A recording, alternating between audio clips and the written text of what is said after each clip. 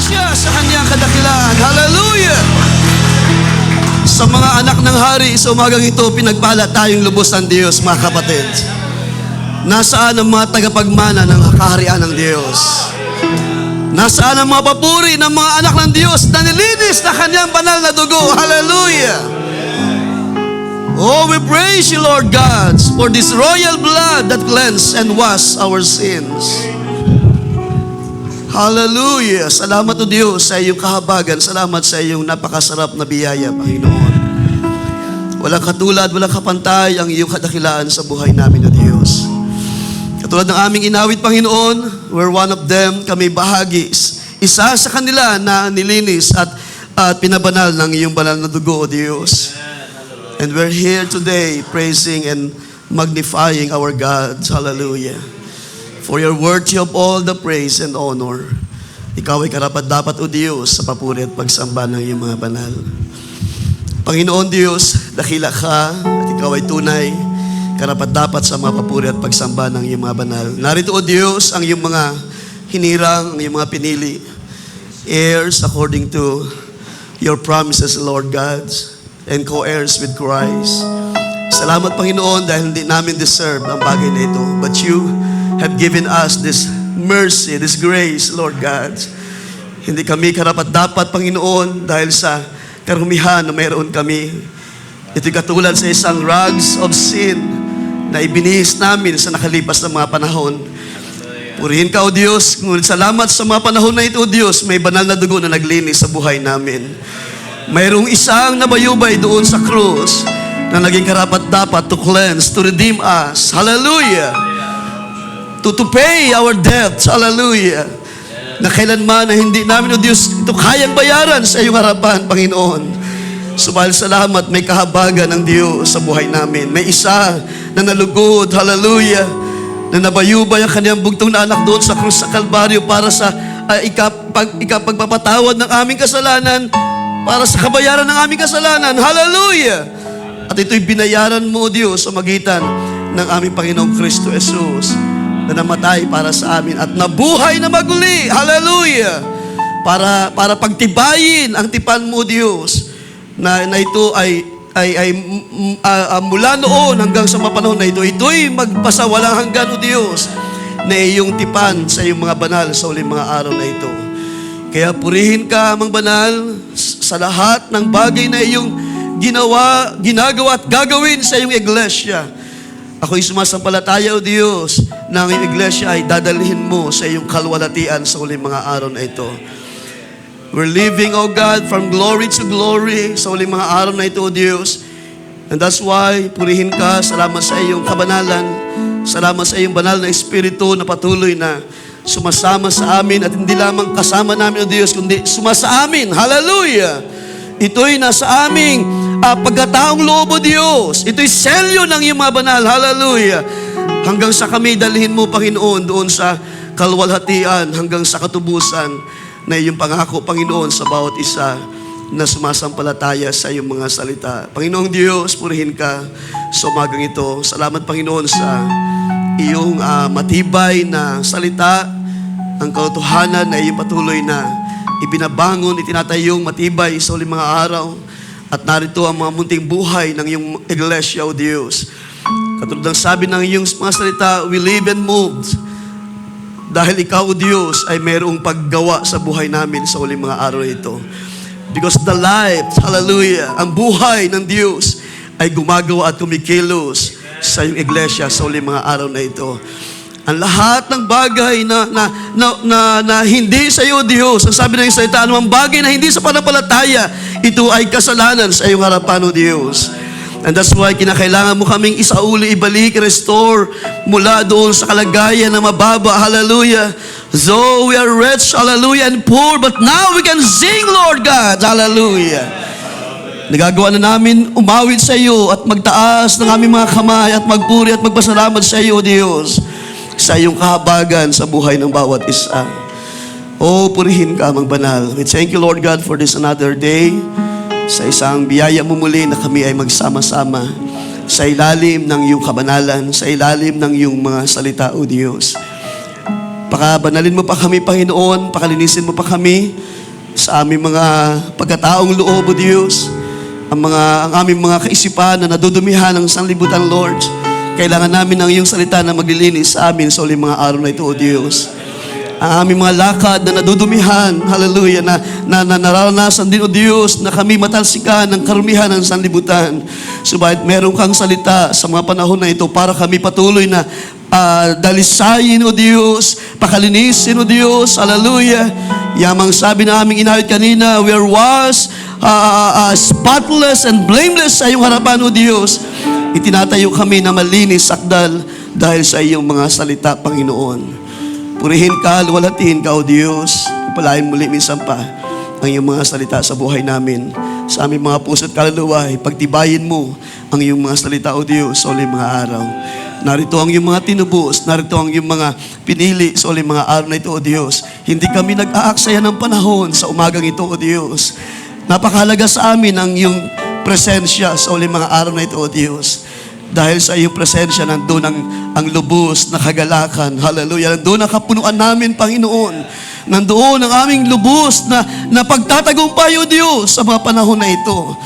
At tunay sinabi na yung likod sa uling mga araw na kami nabubuhay sa isang madayang panahon. At narito, O Diyos, ang iyong mga pinili. Narito ang iyong iglesia, redeemed by your blood. At according to your word, ginawa mo siya, ginawa mo kami higit pa sa mapagtagumpay sa uling mga araw na ito. At purihin ka, O Diyos, ito'y nararanasan namin, hallelujah, ang mapagtagumpay na buhay sa uling mga araw na ito. Hindi na siya kayang galawin ng kaaway, hallelujah. Dahil ang binhi, ang salita na hindi masisira ay nananatili sa Kanya at siya'y nananatili sa Diyos, hallelujah. And if we abide in Him and the Lord abide within us, O God, kami ay manatiling buhay, malakas at matatag sa ilalim ng iyong banal na presensya sa huling mga araw na ito, O Diyos. Kaya luwalhatiin ka, salamat sa iyong biyaya. Pagpalain, Panginoon, muli minsan pa ang bawat isa. Ano man ang mga kahilingan ng iyong mga banal, ano man ang mga panalangin, ano man ang mga nasa ng kanilang mga puso, O Diyos, ako'y sumasampalataya, ito'y kakatagpuin mo sa araw na ito. Bless your humble servant, Lord. Bless every one of us, umagang ito ng iyong mga salita. Pagpatawad sa amin, kung meron pa kami mga Panginoon, kung may mga nagawa, may mga nasalita na hindi ayon sa iyong kalooban, at maaring mag-grieve ng iyong banal na Espiritu, O Diyos. Purihin ka, salamat sa iyong pagpapatawad. Salamat sa patuloy na iyong pagkilala, Panginoon. Hallelujah. Dahil yun ang sabi na iyong salita, bagamat amin ka na ikilala, pero mas mainam sabihin na kami ay kinilala ng Diyos sa huling mga araw na ito. Purihin ka, Mang Banal, at bayaang sa iyo ay aming mailagay ang lahat sa iyong paanan, O Diyos. Sa iyong kadakilaan ay ipagkatiwala namin ang lahat ng bagay. Sumasampalataya na meron ka ng tapos na ginawa sa bawat isa. Alalahanin mo, O Diyos, ang mga kahilingan ng mga nabanggit, sa mga kahilingan ng iyong mga banal. Sa may mga karamdaman ngayon, mga pananakit ng mga kalamnan o hindi maayos sa kalagayan, Panginoon, wala kaming ibang dalahin kundi i-restore mo sila, O Diyos.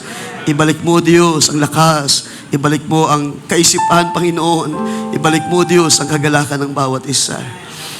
Panginoong banal, sa iyong lahat ng kapurihan, sa iyong lahat ng kaluwalhatian, O Diyos, sa tanging pangalan ng Panginoong Kristo Jesus. Ang lahat ay magsabi ng Amen and Amen. Minsan pa ating palapakan ng Panginoon. Hallelujah. Lahat ay malayo mo na makaupo sa bawat sa umagang ito.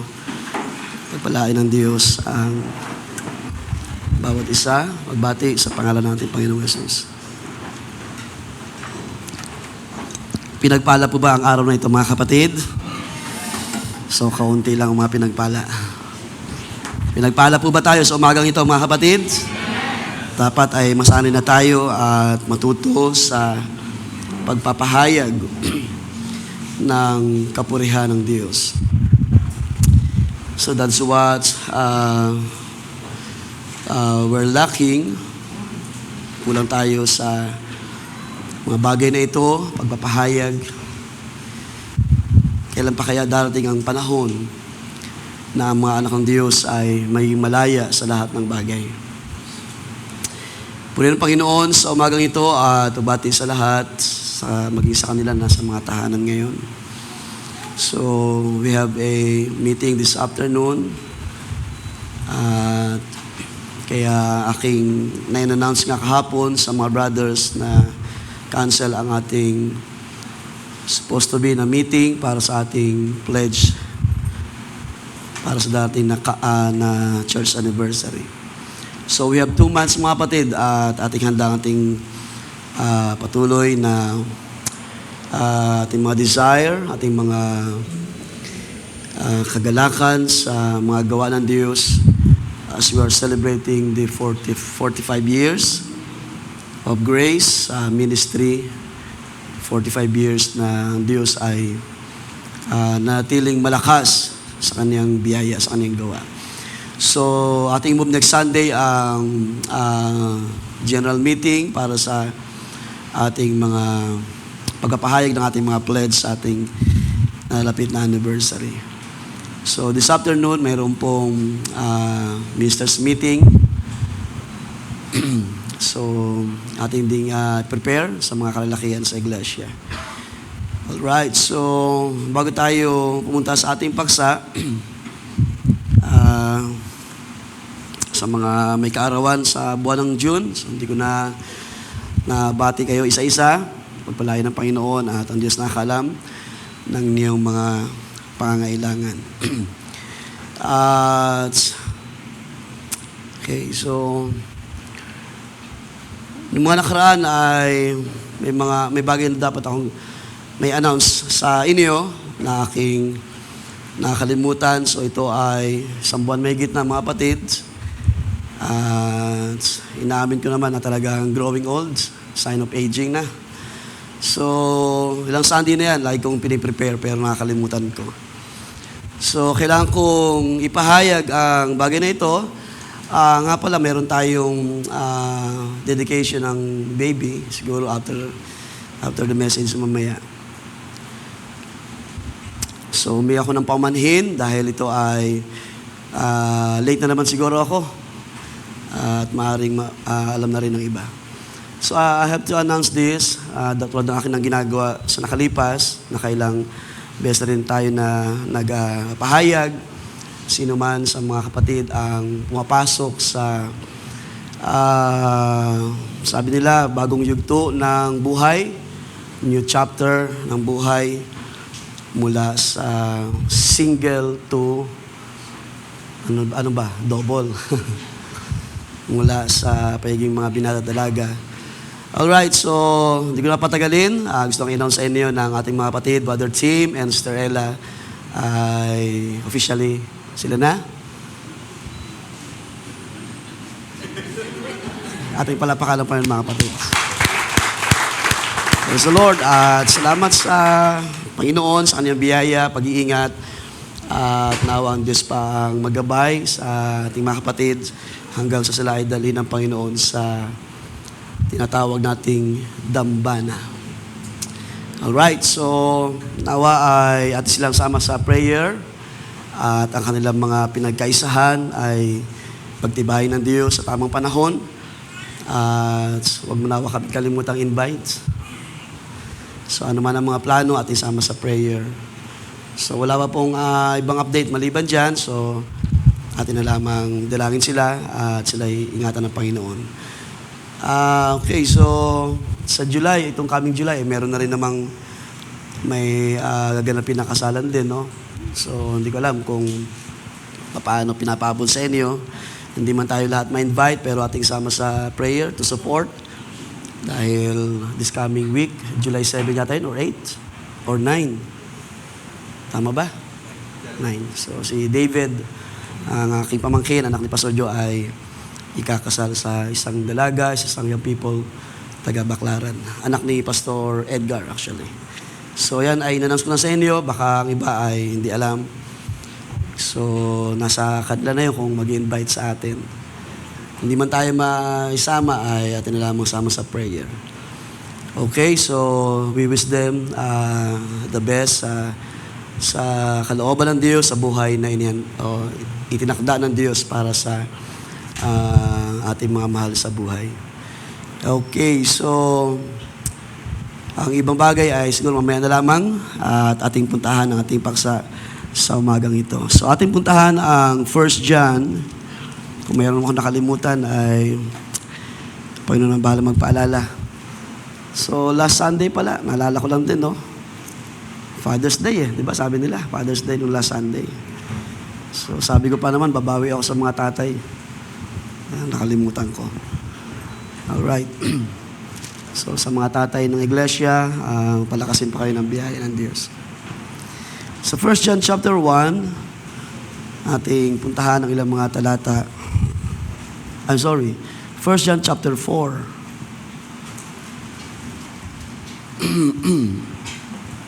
So we have enough time, pero hindi ko naman ubusin ang mga oras dahil may meeting pa mamaya.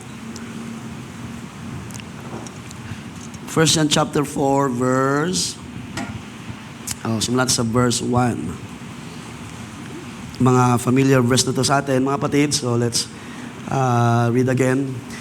Beloved, do not believe every spirit, but test the spirits whether they are of God, because many false prophets have gone out into the world. By this you know the Spirit of God. Every spirit that confesses that Jesus Christ has come in the flesh is of God. And every spirit that does not confess that Jesus Christ has come in the flesh is not of God. And this is the spirit of the Antichrist, which you have heard was coming and is now already in the world. So kung pag-uusapan ng ang spirit of the Antichrist. You are of God, little children, and have overcome them, because he who is in you is greater than he who is in the world. They are of the world, therefore they speak as of the world, and the world hears them. We are of God. He who knows God hears us. He who is not of God does not hear us. By this we know the spirit of truth and the spirit of error. Purihin ang Panginoon at tayo magsabi ng Amen. Praise the Lord. So this morning, hindi man ito actually karugtong or kalawang bahagi ng ating pinakasal last Sunday na the world did not know us, pero ito ay somehow related pa rin sa mga kaisipan na ating tinalakay. Ating paksa is about discerning the spirit of Antichrist.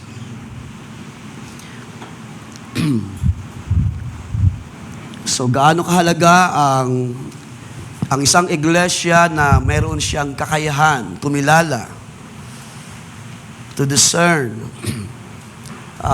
the spirit of Antichrist sa ating panahon. Alam niyo mga kapatid, kung tayo ay nakaunawa ng mga bagay ng Diyos, at ang mga bagay ng Diyos ay kaniyang pinangyayari accordingly ayon sa kaniyang mga salita, at ito ay nakikita natin, saksihan natin sa iba't ibang paraan. Kung ating consider ang sabi ni Paul na the wrath of God was manifested. At sabi niya, ito ay ibinubuhos ng Diyos. Sabi ni Paul sa mga disobedient. And that's why, anuman ang nangyari sa ating panahon, ay meron tayong tinaglay na spirit of truth or spirit of mula sa Diyos para maunawaan ang maraming bagay na nangyayari at walang bagay na aksidente, mga kapatid. Lahat ito ay nasa kasulatan. Lahat tayo ay aware sa nakalipas na malakas ang mga lindol, di ba? Nung lumindol sa Mindanao, 7.5 ba yun? 7.7 or 8. Sunod-sunod ang mga nangyari sa ating panahon, which we believed na ito ay lahat ay according to the Word of God. Hindi ito nangyari lamang ng walang kabuluhan or walang bagay na nasa mga inihanda ng Diyos or nilaan ng Diyos, lalo na sa mga disobedient.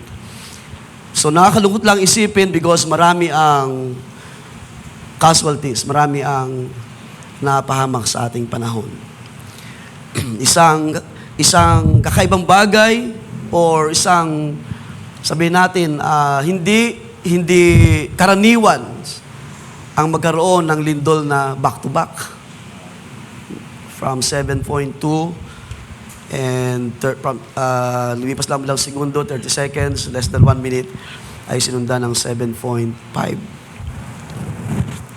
At kung kayo ay nanonood ng mga balita, at hindi lang nawa tayo ay update sa mga anumang bagay na entertainment ng tao, mga kapatid, mahalaga din na mayroon tayong discernment what is happening sa ating panahon. Ang scripture nagsabi, isang araw darating ang isang lindol na hindi pa nangyari kailanman. At yung nangyari sa Venezuela, up to 7.5, kung kayo ay nanood ng news, ang lugar ng Caracas, tama ba yun, Caracas? Kung di ako nagkakamali, no? Isang syudad, at yung bayan ng Guayra, parang ganun yung kaniyang pagbigkas. Para siyang hinulugan ng atomic bomb or nuclear bomb. Sa dami ng mga buildings na nawasak, mga kapatid, at ang casualties ay tumataas ang bilang at hindi biro ang kalagayan ng marami sa ating panahon. Sino nagpapasalamat sa umagang ito? Kaya nga, di ba? Ibigay natin sa Diyos ang due to His name. What is due to His name? Na hindi tayo nakabahagi sa ganung mga bagay. Ang mga tao ay humaharap sa galit ng Diyos, not knowing. At iniisip na marami, it's just a nature, bahagi. O totoo naman, na yan ay bahagi ng nature, na ang nature ay, tawag niyan, kinakailangan niyang parang mag-regenerate, parang ganun. Kailangan niyang huminga, kinakailangan niyang parang magkaroon ng movements. Dahil yan ay may kinalaman din sa kalikasan. Pero ito'y ginagamit ng Diyos to express His indignation, His wrath. At dahil nga sa ating pag-usapan sa umagang ito, isa sa bahagi, mga kapatid, na ang Diyos ay totoong nag-aantay na lamang ng tamang panahon, sa panahon ng judgment, para hatulan ang mga tao hindi sumasampalataya sa Diyos sa pagsugo ng kaniyang bugtong na anak, ating Panginoong Kristo Jesus. So about this topic, discerning the spirit of Antichrist, anong sabi ni John? We must test or try. Sa King James Version, ginamit yung word na try. At sa Greek word, ang sabihin niyan is to discern or to examine. At alam niyo ba, mga kapatid, ito ay responsibility ng mga anak ng Diyos. It is our responsibility to discern the movements of the Spirit. Kung natin kalimutan, we're living in a deceiving age. At tingnan niyo nangyari sa ating panahon, wala nang pinipili ang spirit of error. Dahil even the youths, kahit pag-aano kalakas ang mga kabataan physically, kahit pag-aano sila natuturuan ng mga bagay sa lupa para sila ay gabayan. Yung iniisip dati ng mga magulang na ang school ay isang ligtas na lugar. Pero hindi na sa huling mga araw. Ang fear, ang takot ng mga magulang ay gano'n na lamang. So, papapasukin ko ba yung aking anak? Pag-aaralin ko ba siya? Or mas piliin ko na siya ay mag-homeschool na lang because of this danger. So even the youths, ay pwede na siyang kasangkapan ng dyablo para mag-damage ng buhay ng tao, para sumira ng tahanan, sumira ng mga individual sa ating panahon. So yung deceiving age, yung pandaraya ng kaaway sa ating panahon ay sumasakay sa iba't ibang mga schemes.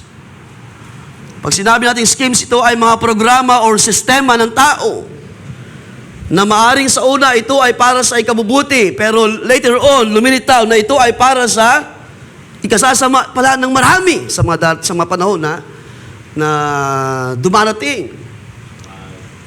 Kahit nga, di ba, sabi ng mga tao yung tinatawag na fraternity, maganda ang purpose, ang layunin, sabi nila, pero later on, lumilitaw pa rin yung spirit of error at ginagamit yung mga fraternity para tawag niyan, manggipit ng mga tao. At gamitin ang mga programa para ma-exempted sa maraming mga bagay, lalo na sa politics.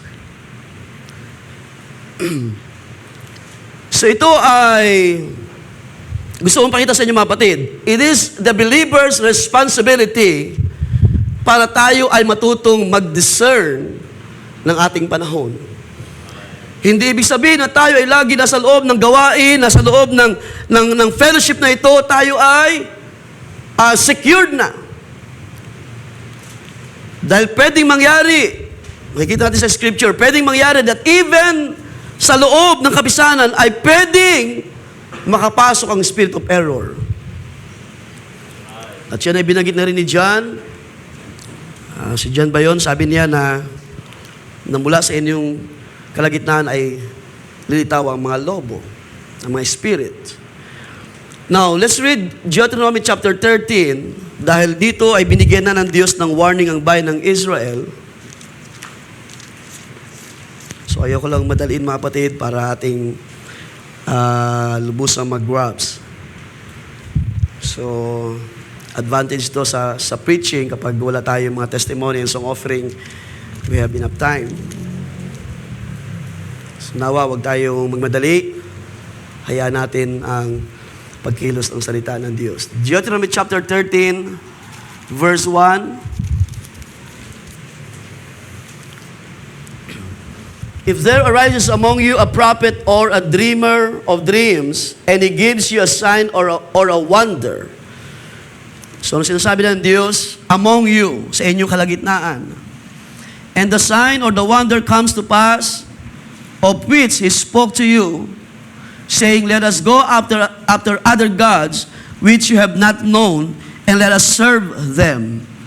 So, pansin niyo mabuti yung keyword doon na signs and wonders na nangyari. So, mayroong mga signs and wonder na lumilitaw sa kalagitnaan ng bayan ng Israel na ito ay nagka-come to pass. Pero sabi ng Diyos, you shall not listen to the words of that prophet or that dreamer of dreams. For the Lord your God is testing you to know whether you love the Lord your God with all your heart and with all your soul. Kahit pa mangyari itong mga signs and wonder, ito ay pinapahintulot pala ng Diyos para subukin ang puso ng bayan ng Israel kung sila ay totoong umiibig sa Diyos. Because kapag dumating yung mga signs and wonders at nangyari, pero yung may mga gift, yung may mga kaloob ay nagturo na sila ay dalhin sa pagsamba sa ibang Diyos, hindi na yan galing sa Diyos, mga kapatid. Ano sabi dyan? You shall not listen to the words of that prophet or that dreamer of dreams.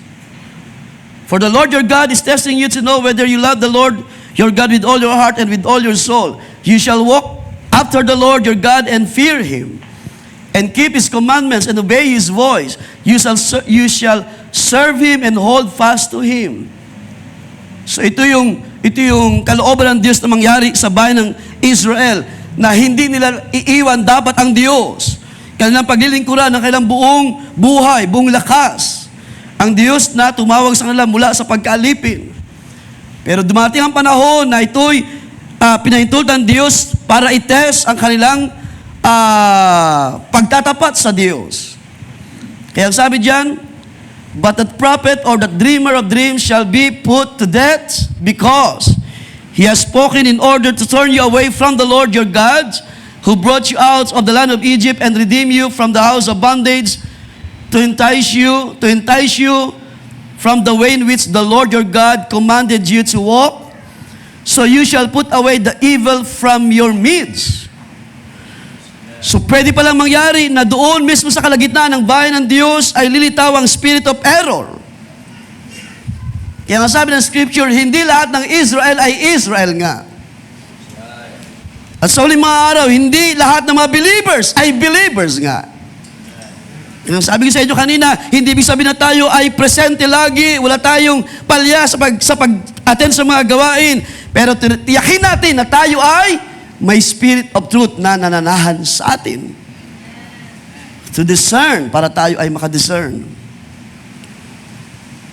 If your brother and the son of your mother, your son, your daughter, the wife, your bosom, or your friend, hanggang doon lang sa verse 5.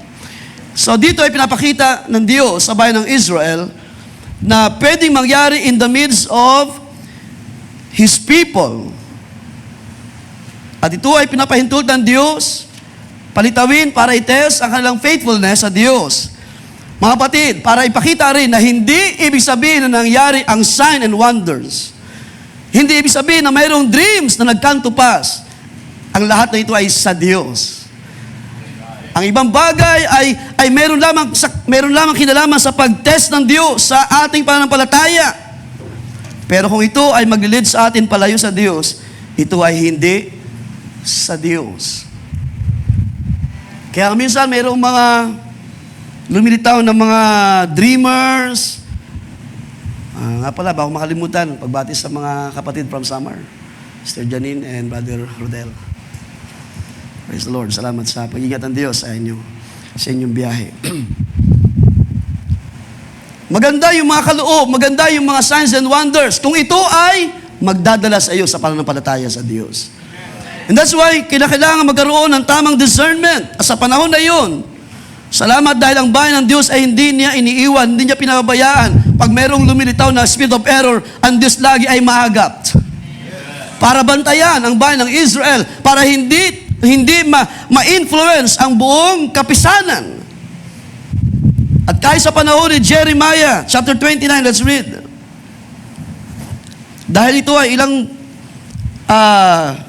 bagay na ginawa ng Diyos para magbigay ng warning sa mga tao ng Diyos sa mga panahon nakalipas. Jeremiah 29 verse 8. For this is what the Lord of armies, the God of Israel says, do not let your prophets who are in your midst or your diviners deceive you. So hindi talaga may iwasan. May mga propeta na lumilitaw, mga diviners, may mga kaloob ito. Pero ang purpose pala ng mga kaloob ito is to deceive the people. Alam natin na ang Diyos ay hindi po mandaraya. Amen po ba mga kapatid? Ang Diyos ay totoo at tapat sa kanyang salita. In the beginning, ang diablo ang mandaraya. Siya yung nandaya sa ating mga magulang para sila ay mahulog sa kasalanan, at ang spirito ito ay gumagawa, kumikilos in the beginning hanggang sa ang panahon ay lumilipas, hanggang sa mga panahon na ito na ang bayan ay nasa captivity. Ay merong mga lumilitaw na mga deceiving spirits. Anong sabi ng Diyos? Do not listen to their interpretations of your dreams which you dream. For they prophesy falsely to you in my name. I have not sent them, declares the Lord. So kahit man sa lumang tipan ay meron ng discernment of spirits, at ang Diyos ay nagbabantay, ang Diyos ay hindi papayag na lubusang madaya ang kawan ng Diyos. Hindi man doon lahat ay tunay na mga believer. Katulad sa message sa ating panahon, huwag natin kalimutan ang mga mensahe na dumating sa ating panahon. And I hope meron pa rin tayong time to read, to hear. Kung meron dyan mga tapes, to read the messages sa ating panahon. Huwag natin kalimutan, there are 3 kinds of believers, sabi ng prophet. Merong genuine believer, merong make believer, at merong unbeliever. But actually, yung unbeliever and make believer ay halos hindi na nagkakaiba. So there are actually two kinds. True or genuine believer and unbeliever. Pero kasi yung make believer, yun yung sumasama-sama lang. Yun yung laging presente. Yun yung laging nariyan siya. Walang duda na siya ay masipag sa maraming mga bagay. Pero kung walang genuine experience sa kalooban ng Diyos, sa salita ng Diyos, isang araw siya ay palilitawin through the spirit of error. At yun dahilan dito, even sa panahon ng captivity, hindi pumayag ang Diyos na ang bayan ay madaya ng ganitong mga false prophets na lumilitaw in the midst of His people. And even they prophesy, at kung ito ay mangyari, hindi ibig sabihin na ito'y galing sa Diyos, dahil ang sabi ng Diyos, I have not sent them. So, ganun din naman sa ating panahon, mga kapatid. Whether we like it or not, pwedeng lumitaw sa kalagitnaan ng iglesia ang spirit of error. At yun dahilan, kinakailangan ng church matuto. Kinakailangan nating tanggapin ang Espiritu ng Diyos para tayo ay matutong mag-discern sa deceiving spirit na ang salita ng Diyos ay pinapalitan ng mga tao. Ang kabanalan ng Diyos ay pinapalitan ng mga bagay ng lupa.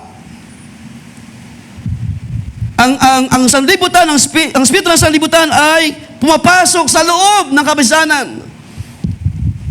At kahit man ito ay isang kaloob at pangyarihin o nangyari ang bagay na ito, hindi ibig sabihin na ito'y sa Diyos kung ito ay maglalayo sa ating pananampalataya. So we must responsible. Sa pinapakita ni John, sabi niya, do not believe every spirit but try or test every spirit, discern every spirit. Sa Matthew 24, as we know, ang sabi ni Jesus, verse 4, see to it that no one misleads or deceives you, for many will come in my name, saying, I am the Christ, and they will mislead or deceive many people.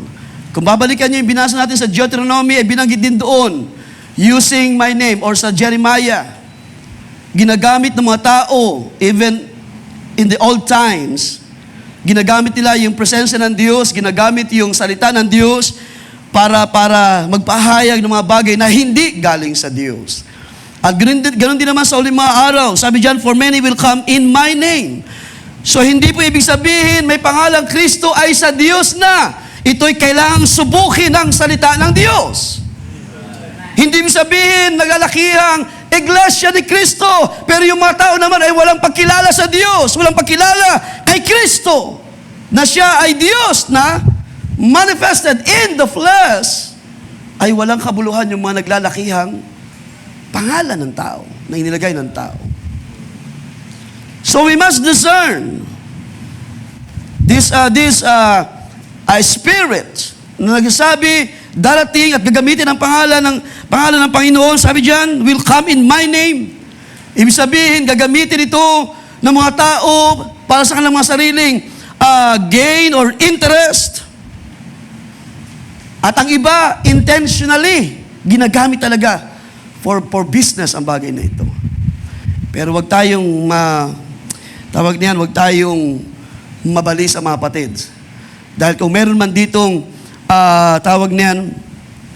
mga bagay na material na ating ginagawa, ito yung sabi ng salita ng Diyos. Kung meron man tayong pinagkakaisaan, mga material na mga bagay, ito'y dahil sa ito yung mga bagay na ginagawa ng Diyos to help to build His kingdom, para magpatuloy, para kumilos, mapakilos, magpatuloy ang gawa ng Diyos sa mga panahon na ito. Pero ibang bagay yung ang gain, ibang bagay yung ito'y gagawing priority ng mga tao using the name of the Lord. So even Jesus nagbigay siya ng warning sa mga disciples. Mark 13, natin puntahan. Mark 13 verse 21. Sabi dyan, and then if anyone says to you, look, here is the Christ, look, here is the Christ, or look, there he is, do not believe it. For false Christs and false prophets will arise, and will provide signs and wonders in order to mislead, if possible, the elect. But beware, I have told you everything in advance. So yun isang mabuting bagay. Laging merong advance na binibigay ang Diyos. Laging merong ibinibigay na warning or paalala. At si John ay nangungusap, nagsulat siya para magbigay ng paalala, warning sa mga mananampalataya. Huwag tayong padaya sa mga espiritu. Discern, try every spirit na nandyan sa paligid natin. Ito yung mga mandarayang espiritu na gustong guluhin at gustong sirain ang plano ng Diyos sa buhay ng kanyang mga pinili, ng kanyang mga hinirang. Mga kapatid, kahit tayo ay mga believer na, di ba?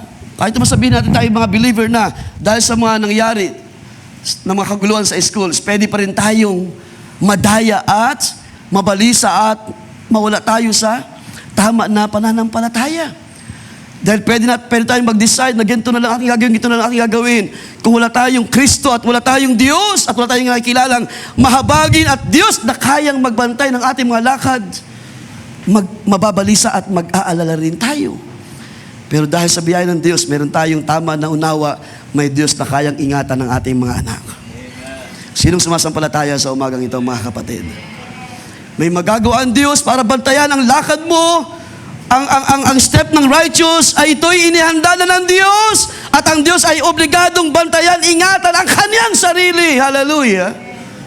Laban sa mga gawa ng diablo sa mga panahon na ito. So test and discern. Try every spirit. Huwag tayo basta-basta maniniwala sa mga bagay na nangyayari, sa mga bagay na nakikita o naririnig. Maging mapagbantay at maging vigilant tayo sa panonood ng mga bagay na nangyayari sa labas, narinig sa mga tao, at nababasa, napapanood, nakikita sa mga bagay na nangyayari, because lahat ito ay mauuwi sa tinatawag na judgment. Isang araw ay hahatulan ng Diyos ang lahat, ang gawa ng tao, ang mga bagay na hindi ikinumit ng tao sa Diyos, lalo na yung mga tao na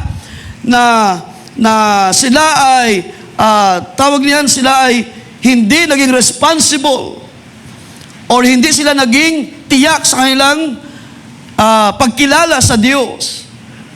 So instead na sila ay sumunod sa Diyos, sumampalataya sa kanyang salita, sa kanyang pangako, they reject, they profess not kung ano yung sinasabi ng Diyos sa kanyang mga salita. And that's why kailangan nating bantayan, i-discern ang spirit of Antichrist sa ating panahon. So paano natin ma-discern ang bagay nito, mga kapatid? So si John ay nagbigay ng warning sa mga believers at ipinapaalala sa atin, ito yung ating responsibility. We should know how to discern the works of the Antichrist.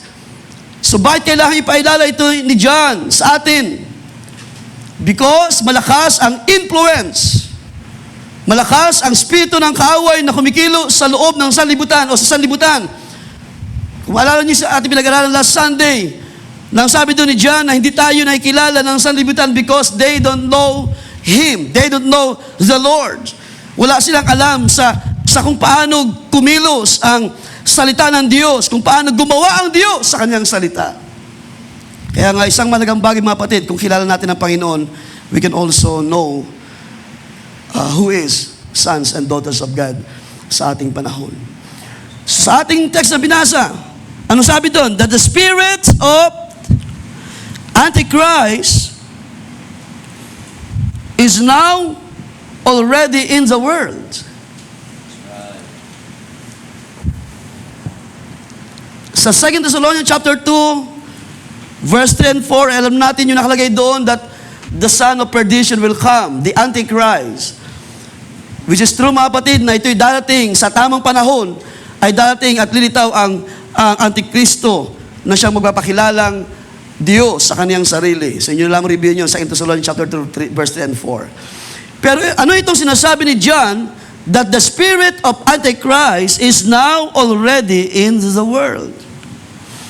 Paano ba natin madidiscern na even hindi pa lumilitaw ang son of perdition who is the Antichrist, pero sabi ni John, ang spirito ng Antichrist ay gumagawa na. Ating balikan ng verse 2. By this you know the Spirit of God, every spirit that confesses that Jesus Christ has come in the flesh is from God. And every spirit that does not confess Jesus is not from God. This is the spirit of the Antichrist, which you have heard is coming, and now it is already in the world. So this is the spirit of Antichrist. Paano natin madidiscern? Every spirit that does not confess. Bawat espiritu or sino man, mga tao na hindi ipinapahayag si Jesus, ay hindi sa Diyos. Mga kapatid, kailangan natin tingnan ano yung pinapakita ni John na confess. What is confess means? Kung ito ay tinitingnan natin na ito ay just simply confession, pagpapahayag, well, ang sabi ng tulad ng aming pinag-aral kagabi dito, mga brothers, nagkaroon kami ng counting sharing last Friday, na mula sa iyong bibig at sa iyong puso, you will confess your faith. So, ibig sabihin, once ang tao ay makarinig ng salita ng Diyos, he will confess by his mouth, he will confess. Mula sa kanyang puso ay sasabihin niya what is the Word of God, what the Word of God means to him, to her. Kung ano yung ginawa ng salita sa buhay niya, he will confess it by faith. At ganoon din naman mga kapatid, itong confession. Well, pwedeng mangyari ito by confession. I will confess that Jesus is Lord. Pero mga kapatid, magandang tingnan, i-dig up natin itong bagay na ito. Sa Greek word ng salitang confess na homologeo, ang ibig sabihin niyan is to assent. That is, may kinalaman sa covenant or acknowledge. Ano ibig sabihin ng salitang to assent? Ibig sabihin, you agree or you accept. Ikaw ay nag-a-agree sa Diyos. Ikaw ay pumapayag sa kung ano yung kalooban ng Diyos. To confess means to adhere. Ikaw ay umaayon. Ikaw ay sumusunod. Ikaw ay kumikilala kung ano ang sinasabi ng salita ng Diyos. At mga kapatid, mahalaga ito sa ating pananampalataya. Dahil kahit gaano man karami ang ating marinig sa mga pangaral, kung hindi tayo sasampalataya, walang itong mangyayari sa ating anuman. Kahit tayo ay maraming encouragement, marami tayong narinig na mga preaching, mga pagtuturo ng salita ng Diyos, without faith, it is impossible to please the Lord. At ang Diyos ay hindi makakagawa na malaya para sa iyo. Yun ang sandahilan mga kapatid kung bakit minsan nahihirapan tayong tumayo para magsalita at magpahayag ng gawa ng Diyos. It is because maaring wala tayong karanasan sa salita ng Diyos. Pero kung tayo ay mga pinagpala ng Diyos sa maraming mga bagay, tayo ay merong tiyak at totoong pautuo, may ginagawa ang Diyos sa buhay ko. Hallelujah! Hindi tayo mapipigilan ng kagalakan para magpuri at magpasalamat sa Diyos at ipahayag ang gawa ng Diyos ng kabutihan sa buhay natin. Yung ginawa ng Diyos sa buhay natin ng ating kaligtasan ay isang malaking dahilan para tumayo at magpahayag, ako'y magpupuri sa Diyos. Ako'y sasamba sa Diyos. Ako'y magbabalik ng kalwalhatian sa Diyos. So when John says, if you confess that Jesus Christ has come in the flesh, anong pinapakita ni John? You acknowledge the Lord. You agree with the Lord, with the covenant, that Jesus Christ was revealed in the flesh. That God was manifested through Christ. You accept what God has wrought in His Son. Kung ano yung ginawa ng Diyos sa kanyang bugtong na anak, ito ang iyong ina-agreean. You acknowledge that the work of grace na ito'y walang kapalit sa buhay mo. Na ito'y hindi nangyari ng aksidente lamang, hindi ito isang bagay na ginawa lamang ng tao, ito'y gawa ng Diyos. Hallelujah! Para express ang kanyang kadakilaan, ang kanyang pagiging Savior, ang kanyang pagiging Redeemer, ang kanyang pagiging healer ng ating mga karamdaman. At maraming mga bagay pa na ginawa ng Diyos through Christ. So ano pinapakita ni John? You accept, you acknowledge the Lord. That He is the Son of God, the Son of the living God. That He is the Word, became flesh and dwells among us. Sabi ni John chapter 1 verse 13-14, nandun yun. Na siya ang Diyos, salita na nahayag sa laman at nanahan sumama sa atin by the Word. Sa ating panahon, wala na ang Panginoon in the flesh.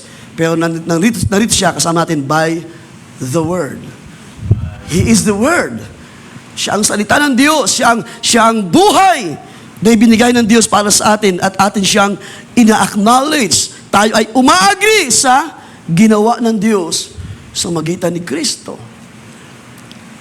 Let's open our books in Hebrews chapter 2. So, yun ang pinapakita ni John na confession. That we can confess the Lord. It means we agree, we acknowledge what the Lord has done in the past. Could you imagine, mga kapatid, in His Word, nakalagay doon sa aklat ni Isaiah, sa magitan ng kanyang mga latay, tayo ay pinagaling. Sino sumasampalataya sa mga salita ng Diyos? Sino man sa atin ang pahintulutan, magkaroon ng karamdaman, balikan natin ang salita ng Diyos, mayroong kagalingan na inihanda na ang Diyos. By His word, we are healed. And we agree in His covenants. Hallelujah.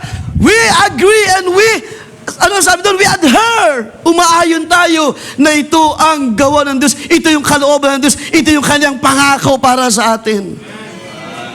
Na sa magitan ni Kristo ay ginawa ng Diyos ang lahat ng bagay. Hebrews 2 verse 14, dahil sa mga anak ay mga may bahagi sa laman at dugo.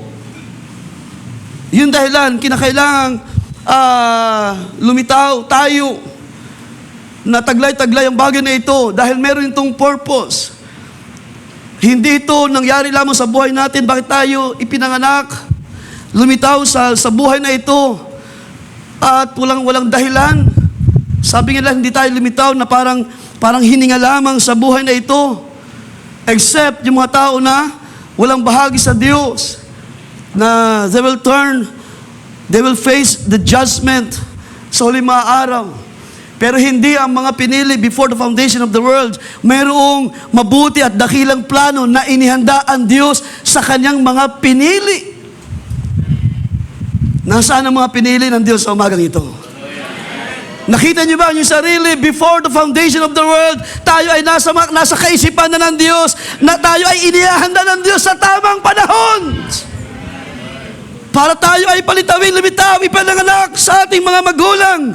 Meron palang purpose o buti ng mga plano ng Diyos. Hallelujah! Mula sa ating mga magulang, siya ay matapat sa dakilang Diyos hanggang sa huli mga araw. Still, He is the God, the faithful God. Still faithful mula noon hanggang sa mga panahon na ito. Sabi diyan, siya na may gayon ding nakabahagi sa mga ito. So it is Christ in the flesh. Kinakailangan niyang ipanganak in the flesh. For this purpose, upang sa magitan ng kamatayan ay kanyang malipol, yaong may paghahari sa kamatayan. Can you say amen to the word of God?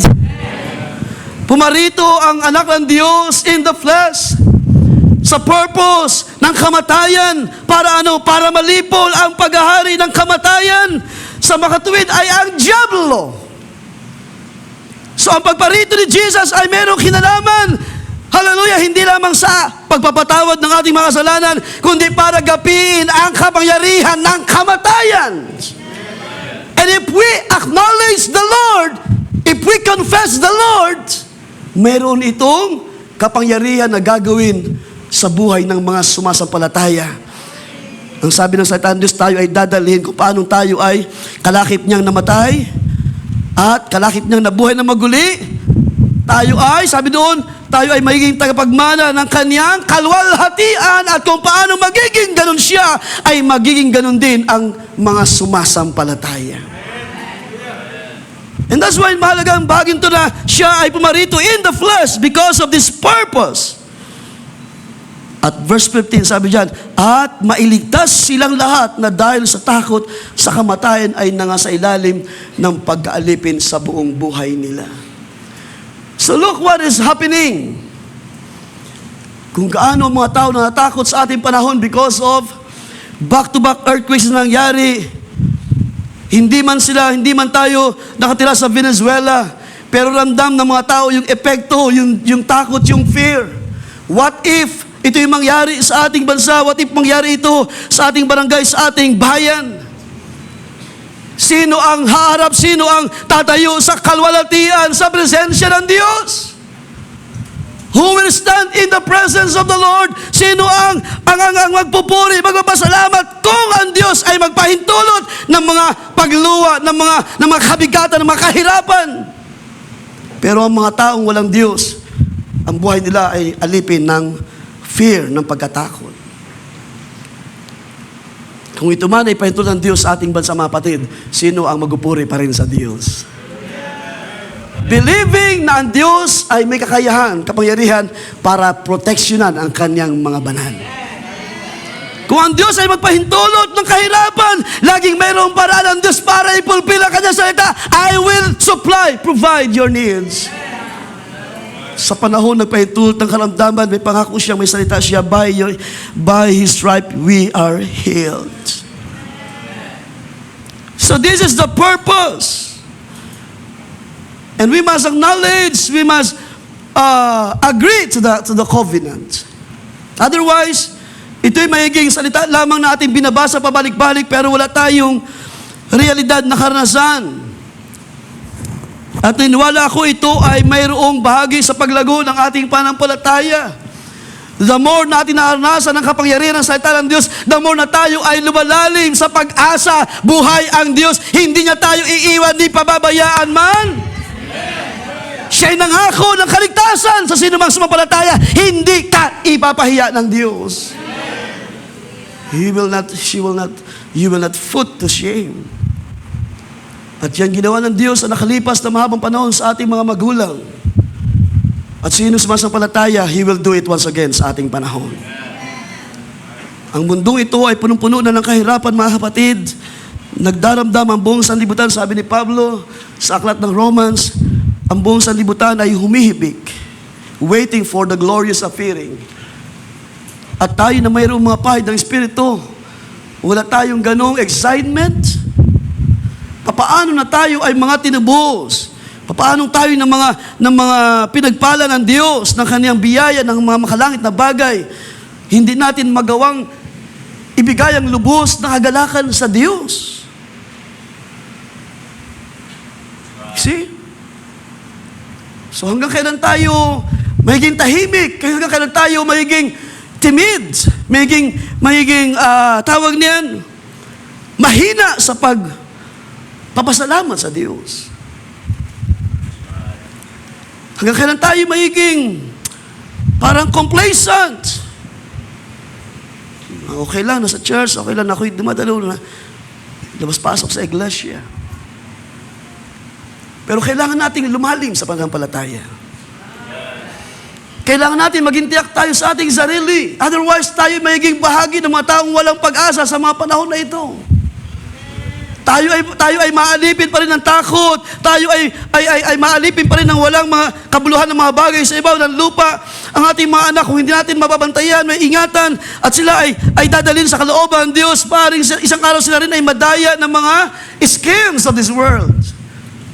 At yan ay nangyayari na sa ating panahon. Mga kabataan ang puntirya ng kaaway para dalhin ng karahasan sa mga schools.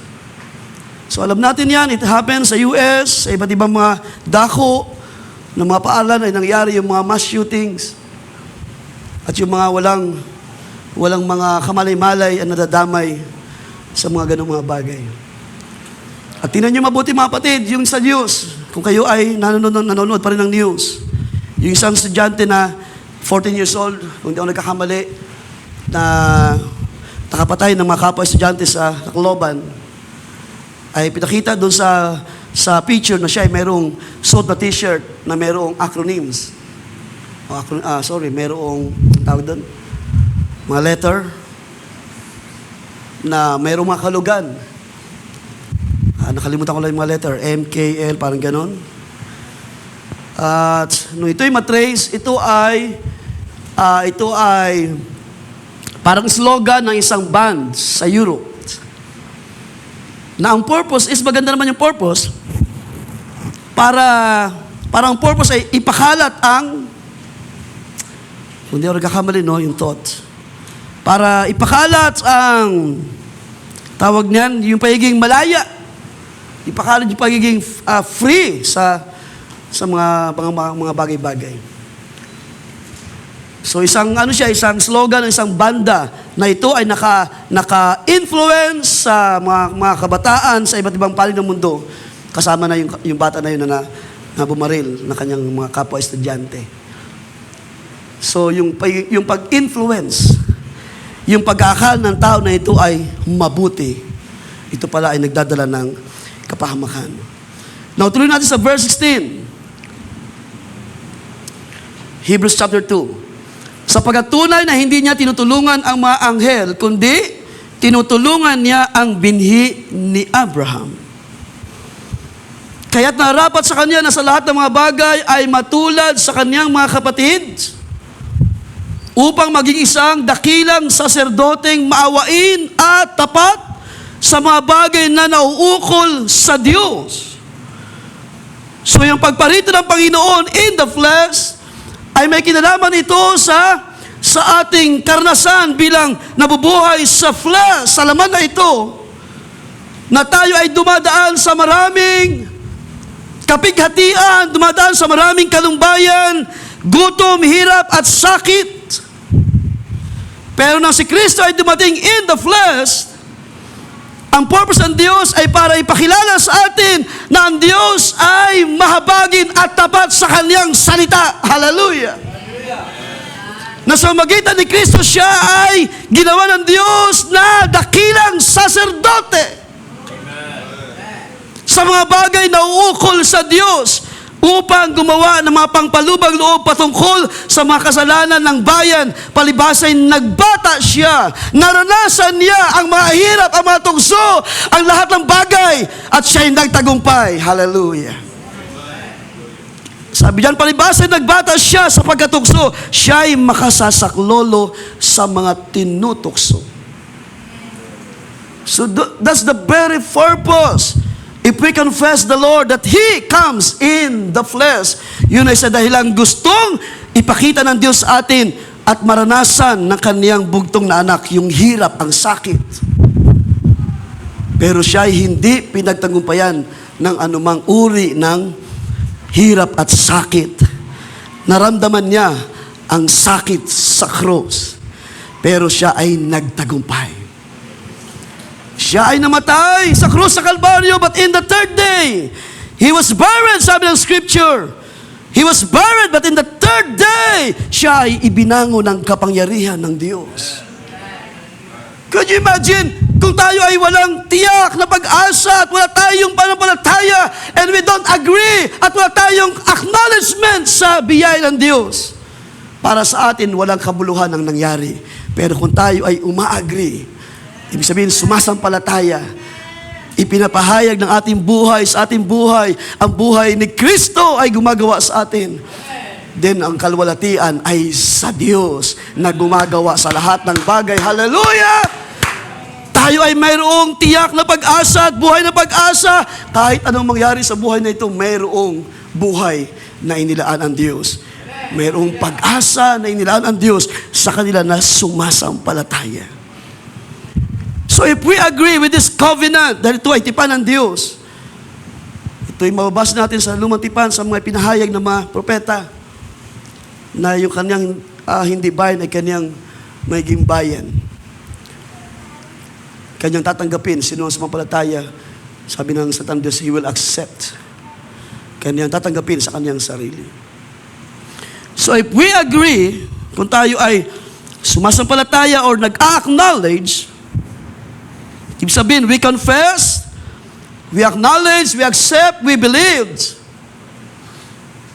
what the Lord Jesus Christ has done, yun dahilan, hindi tayo dapat mapigilan, mga kapatid.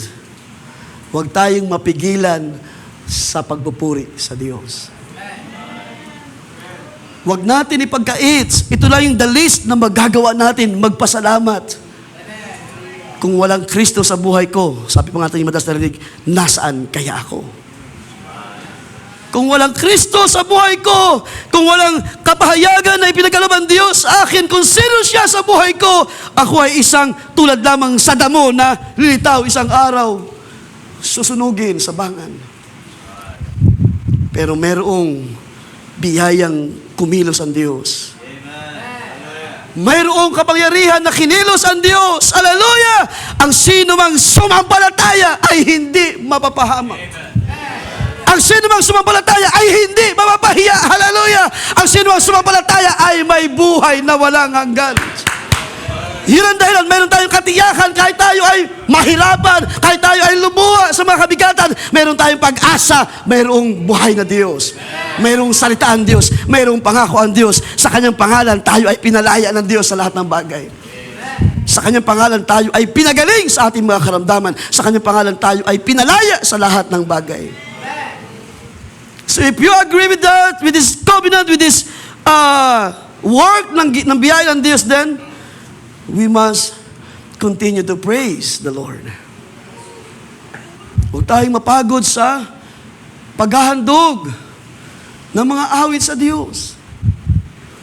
We have enough strength para sambitin ang pasalamat sa Diyos. Meron tayong sapat na lakas para ipahayag ang gawa ng Diyos. Wala pa naman siguro sa atin dito ang hinang-hina physically because of sickness. Bakit tayo magiging tahimik sa pagsamba at pagdakila sa Diyos? Si John ay nagbibigay ng paalala sa atin, this is our responsibility. It's also served as a warning. If we confess the Lord, then huwag natin hayaan na tayo ay madaya ng mga maling spirito sa ating panahon, lalo ng ating mga kabataan. Kaya, from time to time, pag uwi sa bahay ng aming bunso, si Prince, lagi ko yan tinatanong, anong nangyari? Kamusta ang school? Kamusta? Mayroon ba sa yung nagbibiro? Mayroon ba sa yung naalala ko last year, nung siya ay grade 5, hindi ko alam kung na-share ko na sa inyo, mayroong nagbully sa kanya, nabubully sa kanya. Dahil imposible na halos lahat na lamang ng gamit niya nawawala. Ano yun? Nadi-disappear ng walang dahilan. Nawala ang ballpen, ang lapis, gunting.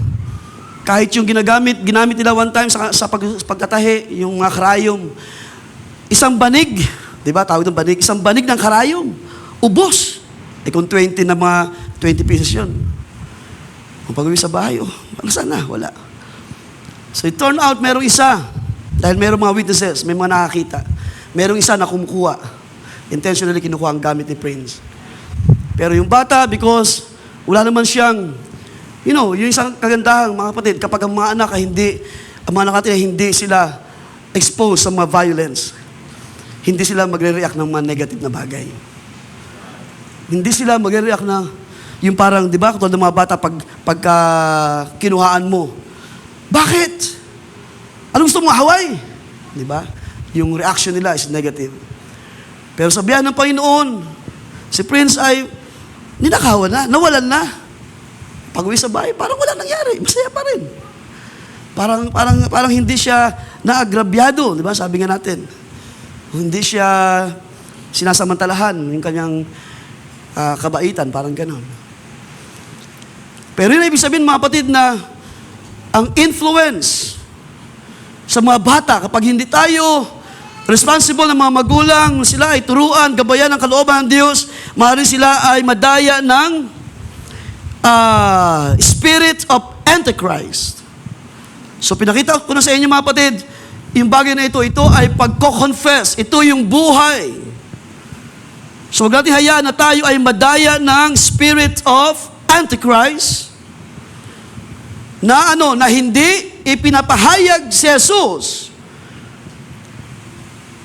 na naparito sa laman. Hindi ina-acknowledge. Ibig sabihin, yung buhay ay hindi nakikita ang gawa ng salita ng Diyos sa magitan ni Kristo. Because Word is life.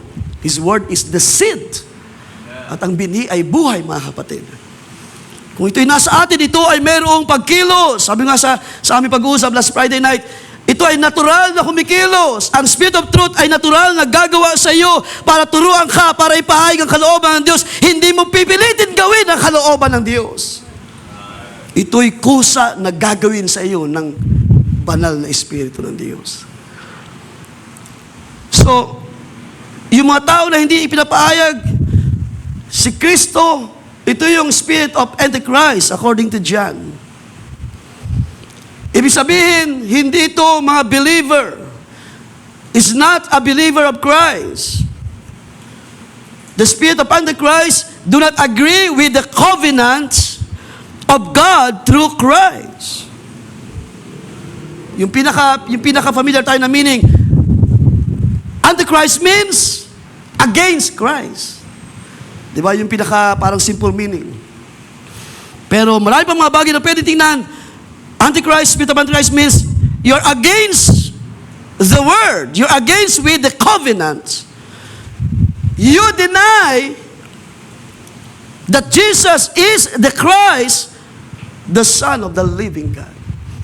You deny His coming in the flesh.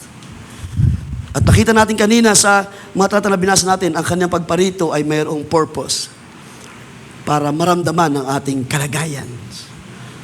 At siya'y nagbata, at siya'y naghirap, at siya'y nagtagumpay. At ano sabi ni Jesus, kung paanong ako'y nagtagumpay, kayo rin naman. Di ba? Ang iglesia din naman ay magtatagumpay. So how we can discern the spirit of Antichrist? Sino man na hindi nagko-confess, sino man na hindi sumasampalataya, sino man na nahayagang itinatatwa ang Kristo sa buhay niya. Kapag iyong tinatwa si Kristo, iyong itinatatwa ang salita ng Diyos. At yun dahilan, maraming mga so-called Christians sa ating panahon, sila ay nahihirapang sumunod sa kalooban ng Diyos. Ang gusto lang ng mga tao, as a Savior, ang gusto lang ng mga tao, siya ay Diyos na nagpapatawad, siya ay Diyos na nagliligtas. Pero kung pag-uusapan ng pagsunod, doon nahihirapan ang mga tao. So it's about living, it's about acknowledging the Lord sa buhay natin. It's about living by grace, by mercy.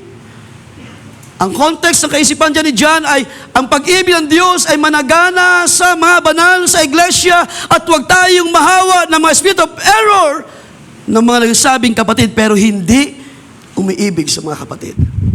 Ilang beses binanggit ni John sa kanyang mga sulat sa 1 John, 2 John hanggang sa 3 John.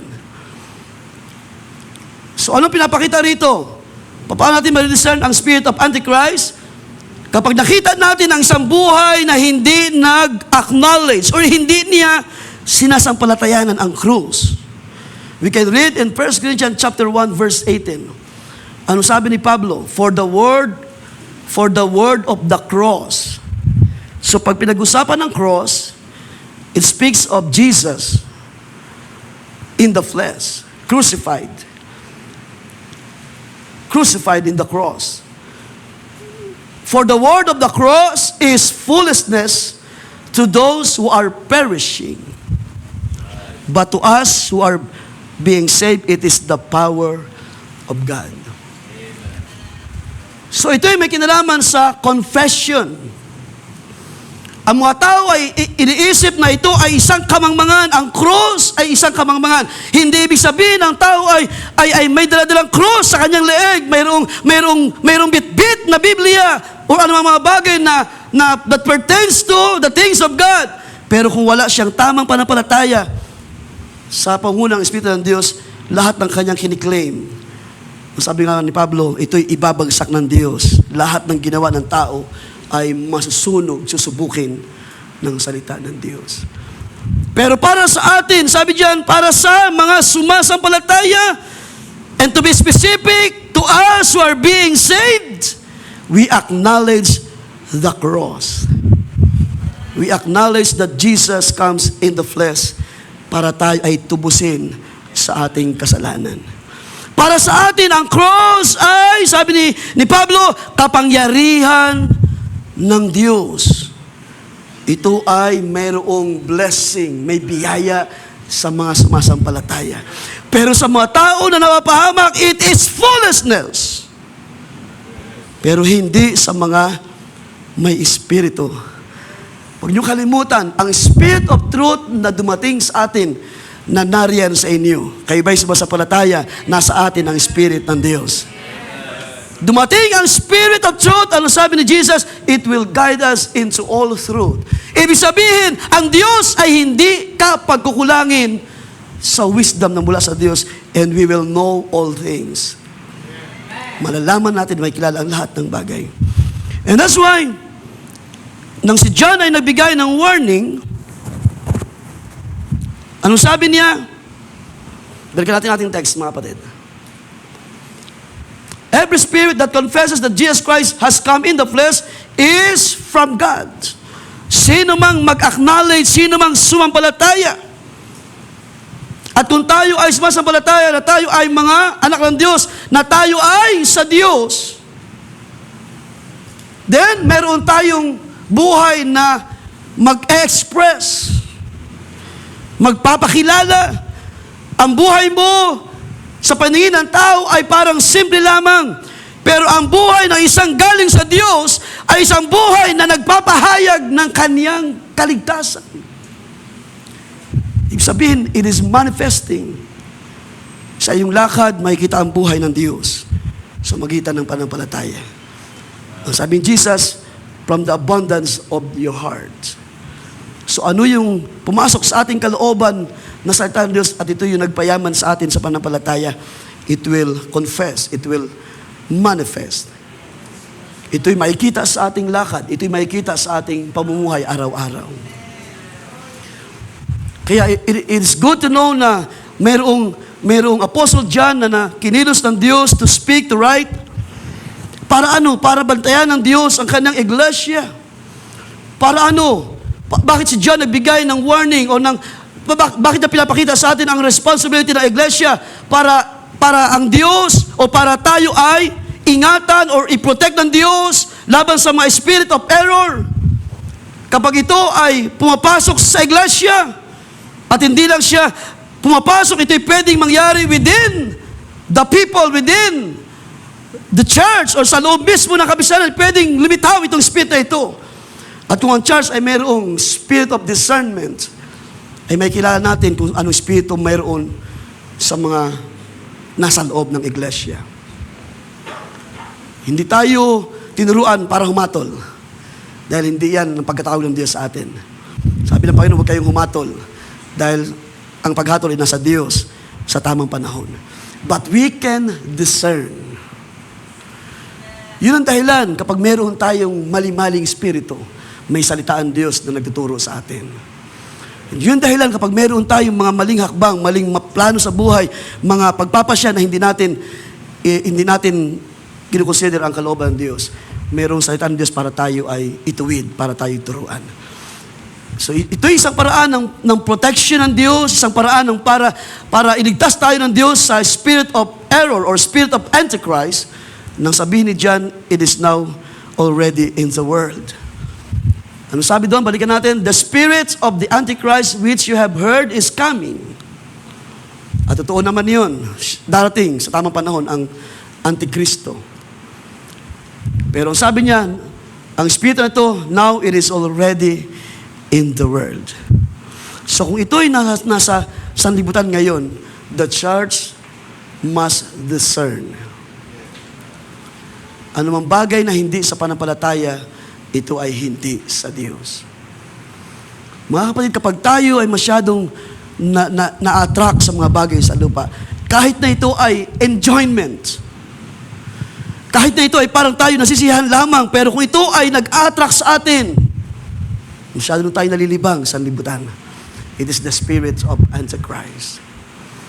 Kapag yung mga bagay ay kumukuha sa atin ng panahon, buong panahon natin, buong lakas, or sabihin kumukuha ng oras at panahon natin.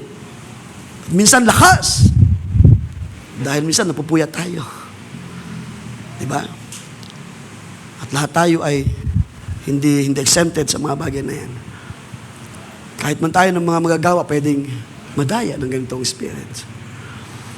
So kailangan natin tingnan, consider ang discernment. At tulad sabi sa iyo kanina mga kapatid, maraming nabubuhay sa ating panahon, nakabagabag, nakakawa ang mga tao na walang malay sa kalooban ng Diyos. They were suffering, they were in deep needs. Salamat, meron pa rin mga gobyerno na tumutulong. Salamat, kinikilos ang Diyos. Ito'y biyaya ng Diyos mga kapatid. Na ang Diyos pa rin ang may kontrol ng lahat ng bagay. Sa kabila ng mga sufferings, meron pa rin biyaya ang Diyos pinapakilos. Salamat, may mga bansa nagtulong-tulong para tulungan, di ba? Ang mga naapekto ng twin earthquakes na dumating sa Venezuela. Pero hindi doon nagtatapos, mga kapatid, ang kaligtasan na ginawa ng Diyos sa buhay natin. Kailangan natin makilala ang kalooban ng Diyos. Makilala ang Kristo sa buhay natin. Kailangan natin ng mas malalim na pagkakilala at relasyon sa biyaya sa paggawa ng Diyos, sa katubusan ng Diyos na ginawa sa buhay natin. Hindi ito kayang palitan ng mga material na bagay. Hindi ito kayang palitan ng mga ayuda, ng mga tulong ng mga tao. Ang Diyos lamang ang may magagawa sa lahat ng bagay na ito. Pwede natin palapakan ng Panginoon mga kapatid. Hallelujah! At yun dahilan, hindi natin ibinibigay sa tao ang ating buong pagtitiwala. Sumpahin daw ng tao, sumpahin ng tao nagtitiwala sa kanyang kapwa, sa kanyang lakas, sa kanyang braso. Ba't hindi natin balikan ang salita ng Diyos? It's not by might nor by power, kundi kapag dumating ang Spirit of Truth ng kalakasan, may gagawin siyang pagtatagumpay para sa iyo. Hindi ka mababayaang mahina sa pananampalataya. Hallelujah! Ito'y pa nga magtutulak sa iyo para gawin ang kalooban ng Diyos, para gawin ang narapat sa salita ng Diyos, para lumakad na ikaw ay may pagtatapat sa salita ng Diyos. Hindi para ikaw ay turuang lumayo sa pananampalataya. Ingatan natin ang spirit of Antichrist sa ating panahon. It is now working. Let's read 1 John chapter 2 sa ilang mga sandali mga kapatid. 1 John chapter 2 verse 15. Just bear with me sa ilang mga sandali.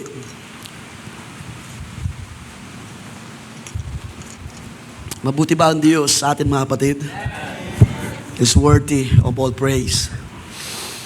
1 John chapter 2 verse 15, do not love the world, nor things in the world. So ito ay, again, pagpapaalala sa atin na huwag na tayo masyadong maging inclined. Baka nahuhulog pa tayo sa mga bagay ng lupa. If anyone loves the world, the love of the Father is not in him. Is that right mga kapatid? Totoo ba yan? For all that is in the world, the lust of the flesh and the lust of the eyes and the boastful pride of life is not from the Father. It's not from the Lord, from God, whom we serve. But sabi dyan, is from the world. Itong lust of the eyes, pride of life, lahat ng bagay ng sanlibutan is from the world. At ang sabi sa verse 17, the world is passing away and also its lust. Lahat ng bagay na mayroon sa lupa, isang araw ito ay matatapos. Ito'y unti-unting lumilipas.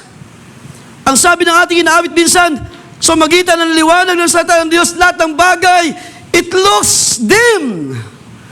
Unti-unti nang dumidilim, nawawala na sa paningin ng tao. Ibig sabihin, nakukupas, natatapos ang mga bagay sa lupa.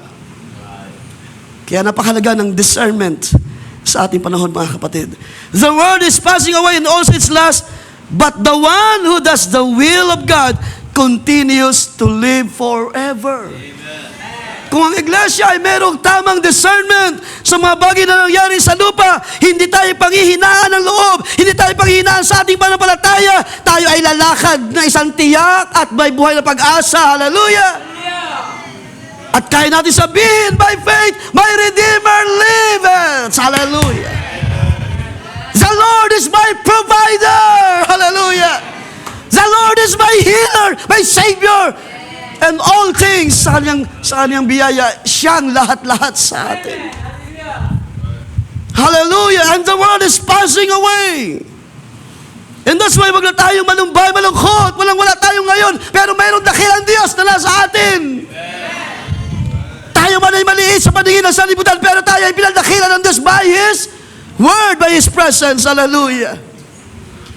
Kaya hindi tayo mga kahabag-habag ng mga tao sa ibabaw ng lupa, mga kapatid. Kayo ay mga pinagpalang anak ng Diyos. Kayo ay mga gawa ng Diyos sa magitan ni Kristo. Children, sabi diyan, it is the last hour, and just as you heard that Antichrist is coming, even now, pakinggan niyo mabuti ha, even now, many Antichrist have appeared. Sa iba't ibang anyo, mga kapatid. From this, we know that it is the last hour.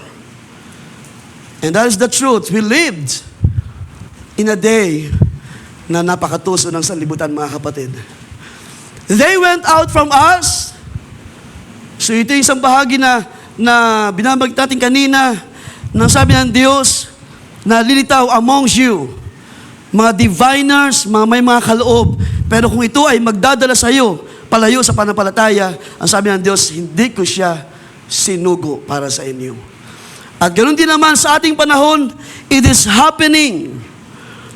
Nawa ingatan ng Diyos ang iglesia na ito sa espiritu ng mga espiritu ng Antichrist sa ating panahon na lumilitaw na pwedeng mangyari within us.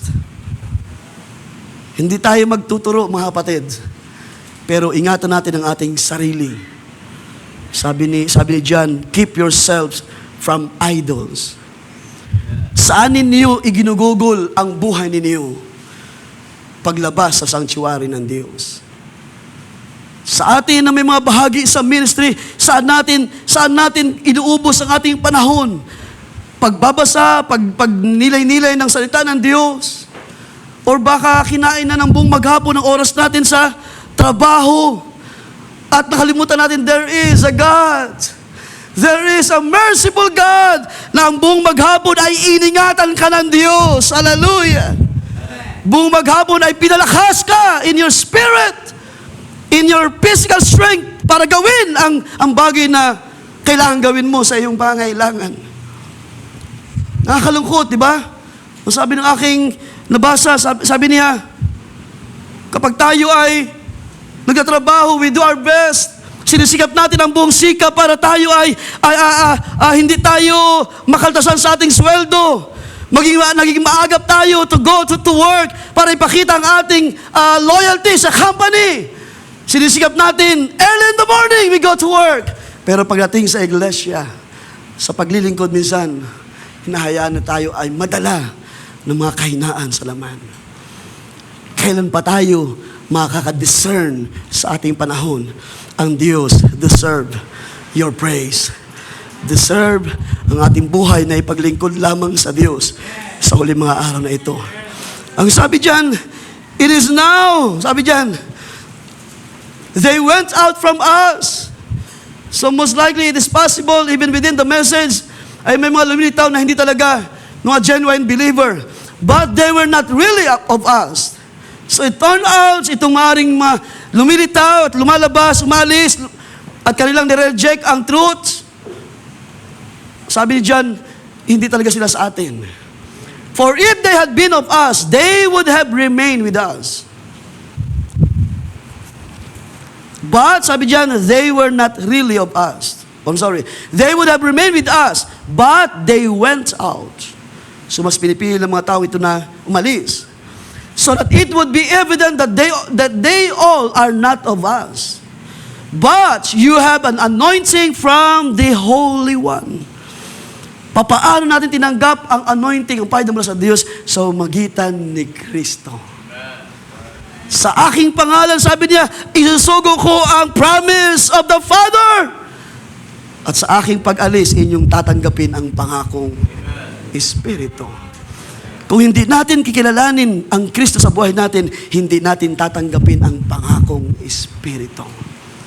At yun dahilan, kahit pag gaano karami ang mga nagpapakilalang mga naglalakihang mga churches sa ating panahon, naglalakihang mga INC, di ba? Kung walang tunay na Espiritu ng Diyos, nakikilos. Sabi pa nga na kinabasa, paulit-ulit na lang daw ang kailan naririnig sa mga hymns, sa mga aral ng iglesia. Yung tinuro nung last month, yung pa rin ang marinig nila. Yung pa rin hanggang susunod ng mga linggo ng mga panahon. There's no new or there's no thing na tinatanggap ang mga tao. Dahil ang Satan Diyos nagsabi, by the Spirit of God, we will know all things. Pero paano matututo ang mga tao kung walang Espiritu ng Diyos na umaakay sa iglesia? At ipapatuloy sabi dyan, but you have an anointing from the Holy One. Nasa atin ba ito sa umaga ito, mga kapatid? By the grace of God, we believe it. And sabi dyan, and you all know. Ano yung atin nakikita, ang ating nalalaman, all these things na ipinapakita ng salita ng Diyos, lahat ng bagay na nangyayari within our sides, within our time sa ating panahon, lahat ito ay ipapakilala ng Diyos by His Spirit. Sabi niyan, I have not written to you because you do not know the truth, but because you do know it. And because no lie is of the truth, who is the liar except the one who denies that Jesus is the Christ. Sila na walang pagkilala kay Kristo. This is the Antichrist, the one who denies the Father and the Son.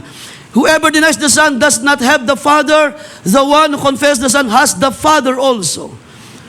As for you, sabi niya, as for you, sa mga anak ng Diyos, sa mga mananampalataya, see that what you heard from the beginning remains in you. If what you heard from the beginning remains in you, you also will remain in the Son and in the Father. So meron tayong tamang kapahayagan na tatanggapin mula sa Diyos, na ang Diyos na ito, na Ama sa langit, isang araw siya ay gumawa ng kadakilaan. Ang sabi ng John 3:16, God sent His only begotten Son. Sino mang sumampalataya ay hindi mapapahamak, kundi mayroong buhay na wala hanggan. So this is the promise, sabi sa verse 25, which He Himself made to us. So ano yung ginawa ng Diyos through Christ? Pangako niya sa atin ang buhay na wala hanggan, eternal life. These things I have written to you concerning those who are trying to deceive you.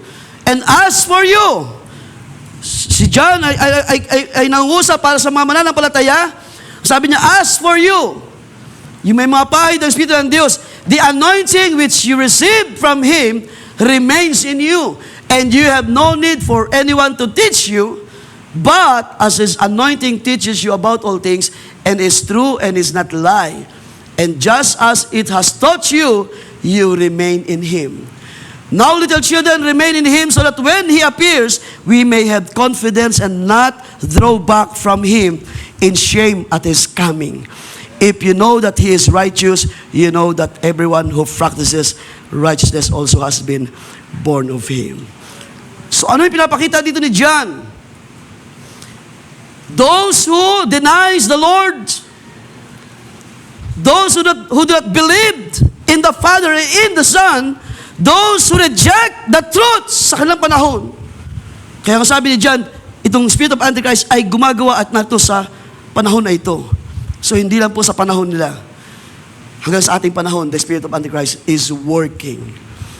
He's deceiving sa buhay ng mga tao, not knowing without Christ, there is no salvation. Ano sabi ni Pablo? Walang ibinigay sa sino na langit na pangalan para sa ating kaligtasan, kundi sa pamamagitan ng pangalan ng Panginoong Kristo Jesus. And that's why, mga kapatid, kung meron tayong tama na unawa sa magitan ng pahid na mula sa Diyos, and if we believe it, that the anointing was given unto us, at nasa atin ito, sinong sumasampalataya sa umagang ito, tayo ay pinahiran ng Espiritu ng katotohanan. Kung ito'y nasa atin, it will guide us into all truth. Kaya sabi ni John, inyong nalalaman ang lahat ng bagay, hindi sa ating sariling karunungan at lakas, hindi natin ito kayang pag-aralan sa anumang mga bagay sa lupa, hindi kayang ipalit ng mga bagay sa lupa ng karunungan mula sa Diyos. We have this discernment na ito'y galing sa Diyos, ito'y gawa ng Diyos sa magitan ng Kanyang Espiritu. By spirits, we know all things, ang sabi ng salita ng Diyos. At yun dahilan, mga kapatid, sino mang may Espiritu ng Diyos, siya ay mayroong kapangyarihan kumilala. Sino mang mayroong, ulitin ko mga kapatid, sino mang mayroong Espiritu na mula sa Diyos, you can discern the spirits of Antichrist. You can discern the spirit of error na gumagawa sa marami sa ating panahon. Could you imagine ang pandayan ng dyablo kapag ikaw ay makabasa ng Biblia, kapag ikaw ay makasapi lamang sa isang grupo, makasama lamang sa isang naglalakihang mga relihiyon. Ang sabi pa nga ng iba, kung wala ka sa aming relihiyon, ay wala kang kaligtasan. There is no such thing as religion that can save mankind. Ang kaligtasan nating lahat ay sa pamamagitan lamang ng Panginoong Kristo Jesus. Kaya salamat po mga kapatid sa panahon na ito na totoong mabuti ba siya sa ating mga kapatid. Siya ay kumikilos pa rin sa church, siya ay gumagawa pa rin sa bawat individual. Sabi ko sa isang kapatid, salamat sa biyaya ng Diyos na patuloy na gumagawa sa inyong tahanan. Marami sa atin dito, individually, personally, ay mayroong mga kanya-kanyang mga trials, kanya-kanyang mga kabigatan na dinadanas. Pero sabi ko kapatid, salamat, ang biyaya ng Diyos ay kumikilos sa inyong tahanan. Salamat na may paghipo pa rin na ginagawa ang Diyos. Sabi ko, kamusta na ang iyong brother husband? I'm talking to Sister Monique. Sabi niya, Pastor, bukas kasama ako ng brother husband. God bless you, brother. Ang Diyos ay totoong mabuti sa atin. Sa atin na mayroong desire, sa atin na mayroong malalim na pagkauhaw, mayroong Diyos na tumutugon. Hallelujah! Kung atin siyang i-acknowledge, may Diyos na mag-acknowledge ng iyong mga pangailangan. Hindi ka ipapahiya ng Diyos. Hallelujah! Paglingkuran mo siya, sambahin mo siya, purihin mo siya ng iyong buong lakas. Hallelujah! Ng iyong buong pagkatao, iyong ibigay sa Diyos. Iyong kilalanin siya sa buhay mo. At ang Diyos ay gagawa ng mga dakilang bagay para sa iyo. Now, these are the things na binanggit ni John. Kaunti na lamang. Ano sabi doon sa verse 5? They are from the world. Sa ating teksto, therefore they speak as from the world. Well, I can say, sa ating pagtataw sa mga kapatid, salamat sa pananampalataya na kaloob ng ating Panginoong Kristo Jesus, because sa magitan ng pananampalatayang ito, meron tayong tinatawag na pagtatagumpay. Without this faith of Jesus Christ na Kanyang ibinigay sa atin, hindi ito pananampalataya natin, ito ay pananampalataya ng bugtong na anak ng Diyos. It is the faith of Jesus Christ na ibinigay sa atin para tayo ay mag-conquer, para tayo ay magtagumpay sa Espiritu pero na gumagawa sa ating panahon. Ang sabi diyan, they are from the world and therefore they speak from the world. And the world listens to them. So yun ang isang malaking kaibahan. Kapag ang mga tao ay nakakilala sa iyo, ibig sabihin nakaka-recognize sa iyo, ikaw ay affiliated sa mga tao. Ito kaya ang sabi ko sa inyo last Sunday, kung ating buhay hanggang ngayon ay affiliated sa mga bagay sa lupa, nasaan ang pagtatagumpay ng salita ng Diyos?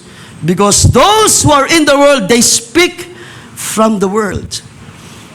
At yun yung buhay ng mga sanlibutan. They speak kung ano ang Spirit of error na gumagawa sa ating panahon. Pero sabi ni John, verse 6 sa ating teksto, sabi niya, we are from God.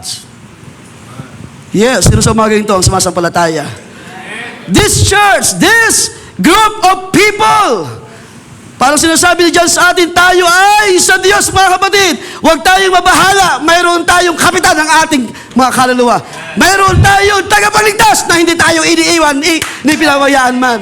Siya ay laging sumasama sa atin by the Spirit, by His Word, para tayo ay bigyan ng pagtatagumpay. Sabi niya, we are from God. The one who knows God, listen to us. The one who is not from God does not listen to us. By this we know the spirit of truth and the spirits of error. Simple lamang, mga kapatid, kung tayo ay nakikinig sa Diyos, tayo ay sa Diyos. Pero kung tayo ay magre-reject kahit anong paalala, kahit anong pagpapakita natin, ito yung sabi, ito yung kalooban ng Diyos, but we reject, we did not recognize the Lord sa buhay natin. And therefore, sabi diyan, we speak things of the Word. Pero sabi niya, pero tayo ay, but you are from God. Si John ngayon ay nangusap sa buhay natin, brothers and sisters. Meron tayong tiyak na pag-asa na tayo ay sa Diyos, na tayo ay bahagi ng Diyos, na tayo ay tagapagmana ng mga pangako ng Diyos. Kahit kaano kahirap yung buhay na ito, meron tayong tinitingnan by faith. Meron tayong pag-asa doon, behind the veils, behind the curtain of time. Hallelujah. Though this flesh ay matunaw, though this flesh ay mabulok, kainin ng mga uod, ng mga bagay sa lupa, merong isang katawan na inihanda na ang Panginoon. Hallelujah. This is our victory. Even your faith, sabi ni John, ito yung ating pagtatagumpay. At kung tayo ay merong Espiritu ng Diyos, we can discern. At ang church na itinayo ng Panginoon sa ibabaw ng bato, ay binigyan niya ng kanyang Espiritu para mag-discern ng mga maling Espiritu sa huling mga araw. At kung yung titingnan, mga kapatid, it is our protection. It is the protection na mula sa Diyos, na ayon ng Diyos na ang iglesia ito ng inyong mga buhay ay madaya ng mga maling espiritu sa huling mga araw. Just want to read for the last verses. Let's go to 1 Corinthians chapter 2.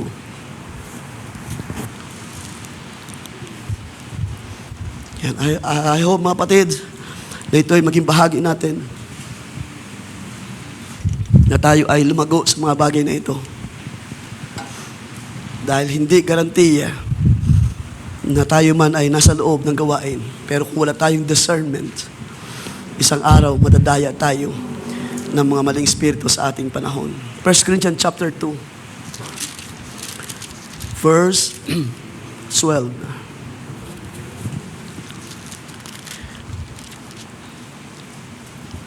Ang sabi ni Pablo,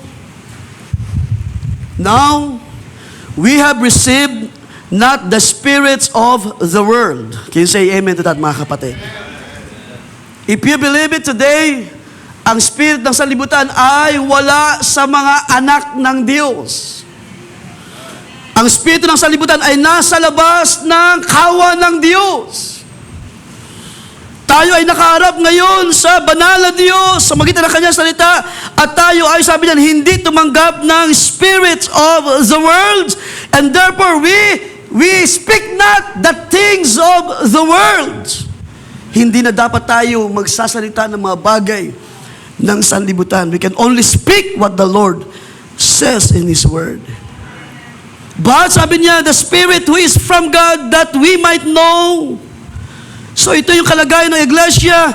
Dinadala tayo sa karunungan ng Diyos, that we might know the things that have been freely given to us by God.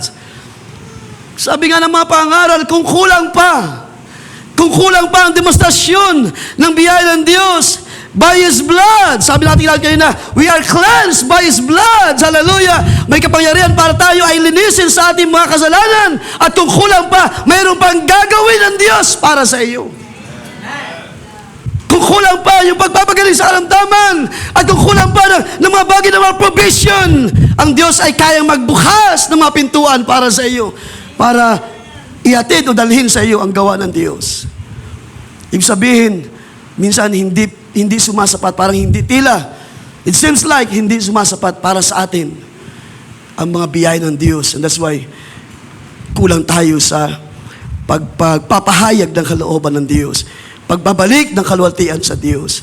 Pero dalangin ko by these words, mga kapatid, as we're closing this message, dalangin ko na palalimin pa ng Diyos ang ating karunungan sa Kaniyang salita by His Spirit. Sabi diyan, ating tuloy, sabi niya, these things we also speak, not in words which man's wisdom teaches, but which the Holy Spirit teaches. So ito yung nagbibigay sa atin ng pag-asa para tayo ay matutong kumilala ng mga Espiritu. By the Spirits na nagtuturo sa atin sa lahat ng bagay, comparing, sabi yan, spiritual things with spiritual. But the natural man does not receive the things of the Spirit of God, for they are foolishness to him. Yung binasa natin kanina, na ang krus ay foolishness sa mga tao. Nor can he know them because they are spiritually discerned. Ibig sabihin, kilala ng Diyos kung sino ang mayroong pananampalataya at kung sino ang hindi kumikilala sa biyaya ng Diyos. But he who is spiritual judges all things, yet he himself is rightly judged by no one. For who has known the mind of the Lord that he may instruct him? But we have the mind of Christ. Mga kapatid, ang discernment of spirit na gumagawa sa iglesia sa uling mga araw, ito ay pagkilos ng Espiritu ng katotohanan na nasa atin. We can only discern the spirit of truth and the spirit of error by the Spirit that comes from the Lord. At kung ito'y hindi natin nararanasan, yun ang dahilan, madali tayong madala. Madali tayong masiyahan, madali tayong matouch ng mga bagay sa lupa, madali tayong mapaluha ng mga bagay sa lupa. Pero pagdating sa discernment of truth, discernment of the Spirit of God, sa pagkilala sa kalooban ng Diyos, minsan nahihirapan tayong i-practice or nahihirapan tayong i-manifest ang bagay na ito. So, ang aking dalangin sa umagang ito, bago tayo magtapos, punuin pa tayo ng kabanalan ng Espiritu ng Diyos sa ating panahon. At yan naman ang tinuro sa atin ni Pablo, filled with the Spirit, and you will not fulfill the lust of the flesh. This is my prayer, and kung ano yung paalala ni John sa atin, kung ano yung kanyang pinapakita sa atin, that we must discern, the church must be responsible to protect God's fold. So we have this responsibility para bantayan ang ating sarili, ang ating kapatid, ang bawat isa, to discern kapag meron ng maling kumikilos na espiritu, then we must rebuke the spirit. We must back to the Word. Balikan natin ang Scripture. Ang mga bagay ng kaguluhan ay hindi sa Diyos, because God is not author of confusion. Ang Diyos ang may akda ng kaayusan sa iglesia. Ang Diyos ang may akda ng isang buhay na mapayapa sa mga anak ng Diyos. Ating purihin siya, ating palapakan ng Panginoon for His Word. Hallelujah. Let us all stand at tayo mag-alay sa Kanya ng pagsambahat, papuri sa umagang ito before we dismiss the service.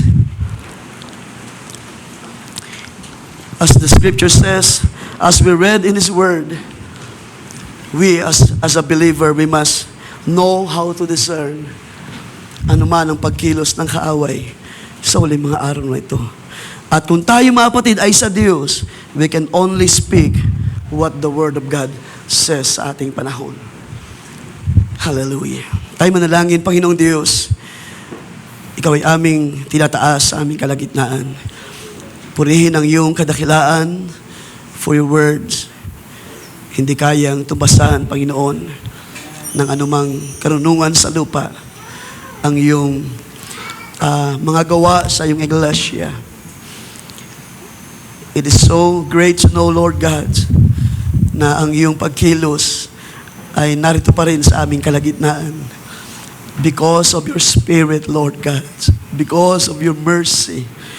Because of your word na patuloy na nagpapahayag At hindi namin maunawaan ang mga bagay na ito without your Spirit, Lord God.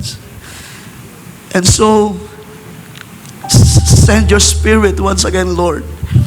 Kung meron pa kaming mga hindi pa naunawaan sa iyong salita, sa iyong kalooban, send the spirits of truth within our hearts, Lord. Isugo mo ang iyong kalakasan sa aming kalagitnaan, Panginoon. Paranas mo sa amin ang iyong lakas. Iparanas mo sa amin ang iyong kapangyarihan, ang iyong salita, O Diyos. Maaring mahina man namin mga laman, Panginoon, but within the Spirit, within our heart, Lord. Dahil ang iyong salita nagsabi, we are of God's, you are of God's. Kayo ay sa Diyos. Kayo ay mga anak ng Diyos. The world did not know these people. Ang sanglibutan ay walang kamalayan sa kung paano kumikilos at kung paano gumagawa ang salita ng Diyos. Sa huling mga araw, kung paano ang Diyos ay banayad sa kanyang salita. Kung paano ang Diyos ay nangungusap in the spirits and in truth sa huling mga araw. Kung alam lamang ng buong sanglibutan, O Diyos, they will turn back to you, O God. Yung dahilan, sabi ng salita, heal your people, heal this land. Iyong pagalingin ang lupain, and they will turn to you. Hallelujah. At kung malalaman lamang ng lahat, O Diyos, na ang Panginoong Kristo Jesus ay naparito in the flesh for this very purpose, O God, upang kami ay tulungan sa aming mga pangangailangan, upang kami ay maingatan, O Diyos, sa gawa ng mga espiritu sa kahanginan. Hallelujah. By His Word, by the spirits of truth, na iyong isinugo sa huling mga araw, narito ang iyong mga banal, O Diyos, na hindi sa karunungan ng tao, but by the wisdom na mula sa iyo, O Diyos. Hallelujah. Doon kami nagtitiwala, Panginoon. Doon kami nakatayo sa iyong salita. Hallelujah. For you come, O Lord Jesus, into your people, into your church, by the Spirit, hallelujah, by the word of truth sa aming panahon. Narito ka, kasama ka namin, O Diyos. Kasama ka namin, Panginoon, na lumalakad sa uling mga araw sa magitan ng iyong salita, a living epistles read by all men sa uling mga araw na ito, Diyos. Salamat sa iyong pagpapatnubay, patuloy. Salamat sa iyong mga lingkod na patuloy na ibinabangon sa uling mga araw to guide your people, to speak for us your word, O God. Salamat sa mga elders, salamat sa mga may karunungan sa iglesia. Gamitin mo pa sila, O Diyos, to protect your ministry, to protect us, O God. Hindi sa kanilang lakas, kundi sa lakas ng iyong kapangyarihan na gumagawa, hallelujah, upang kami ay bantayan, ingatan sa aming mga lakad, at matuto kaming mag-decide, Panginoon, na ito'y amin munang idinudulog sa iyo. Amin munang kinonsider ang iyong salita, Panginoon. Dahil ayaw namin lumakad sa aming sariling karunungan, nais namin ipaubaya sa iyo ang lahat, O Diyos. Ang aming buhay, ang aming mga lakad, ang aming spirito, O Diyos, ang aming lakas, ang aming mga tahanan, O Diyos, ang aming sangbahayan. Hallelujah! Ay nais namin dalhin sa iyong pahanan, Panginoon, upang sila rin naman, O Diyos, ay makaranas, hallelujah, kung paanong ikaw ay gumawa sa mga magulang, ganun ka rin, O Diyos, gumagawa sa bawat isa. Maging sa mga kabataan na ito, O Diyos.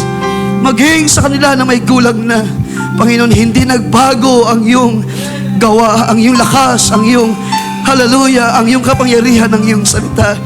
Patuloy mo pa rin kaming inaakay sa uling mga araw na ito, O Diyos, to discern what the works of the devil sa uling mga araw. Pero hindi lamang ma-discern ang gawa ng kaaway, but also to know the things, hallelujah, na ito'y pangako mo, Diyos, sa iyong mga salita. Panginoon, humihingi kami ng tawad, O Diyos, kung kami ay nagkaroon ng mga pagkukulang pa, hallelujah, na kami ay nagpatuloy sa panampalatayang ito, O Diyos. Kung kami man ay nagkaroon ng dalawang akala, O Diyos, mga panahon na kami nag-alinlangan sa iyong salita, Help us to understand your word, your will, O God. Because ang sabi ni John, it is the last hour. Ang spirits of error is working sa mga tao na hindi kumikilala sa Diyos. Pero narito ang iyong sambahayan, narito ang iyong mga banal. I pray for one of us, Lord. I pray for your people. I pray for every family. Dalangin ko ang bawat kabataan, mga magulang. I-sanctify mo pa kami, O Diyos, ng iyong salita sa uling mga araw na ito. I-purify mo pa ang aming mga kaisipan sa uling mga araw na ito, O Diyos. I-purify mo pa ang aming mga puso, ang ating mga damdamin, hallelujah, na hindi kami mag-alinlangan sa iyong mga salita. Believe at ang Diyos ay may magagawa. Believe and nothing is impossible with God kung tayo ay sasampalataya lamang, hallelujah. Ano man, O Diyos, ang mga pangangailangan, ano man ang mga panalangin ng iyong mga banal, Panginoon, ang panalangin sa aming Kuya Ruel, Buddy Ruel, ikaw ang siyang Diyos na may magagawa sa mga bagay na hindi namin kayang gawin, Panginoon. You can heal us, Lord Jesus. Even right now, Panginoon, sa Kanya na sumasampalataya ay may pangyayari, hallelujah. Even right now, Lord Jesus, ikaw ang nagsabi na aming ipatong ang aming mga kamay sa mga may sakit at sila ay gagaling sa iyong pangalan. Subalit wala man dito sa aming kalagitnaan ang aming kapatid, Brother Ruel. You can touch him, Lord God. You can send healing to him, Lord Jesus. Walang malayo sa iyo, Panginoon. Hallelujah. Sa kanila na sumasampalataya, nothing is impossible. In Jesus' name, Lord God, sa iyo ang lahat ng kalulatian, kapurihan. Bigyan mo pa kami, Panginoon, ng lakas. Bigyan mo pa kami ng tamang unawa, tamang pagkilala sa iyong kalooban sa limang araw na ito. Help us, Lord God. Help your people. And restore the joy of your salvation sa buhay namin. Restore, O God, sa mga bagay na inagaw ng kaaway. Ibalik mo, Diyos, ang buong kagalakan ng iyong iglesia. Oh, napakalapit na, Panginoon, ng iyong pagbabalik sa iyong mga hirang. Redeem your people, Lord God. Restore the joy. Restore ang iyong pagkilo sa buhay nila. Iparanas mo muli sa amin ang iyong kalakasan, ang iyong kapangyarihan. Sa iyong lahat ng papurit, pasalamat, pagdakila. Kaya aming maingat na sila sa uli, O Diyos. Purihin ka, sambahin ka sa pangalan ng Panginoong Kristo Jesus. Ang lahat ay magsabi ng Amen.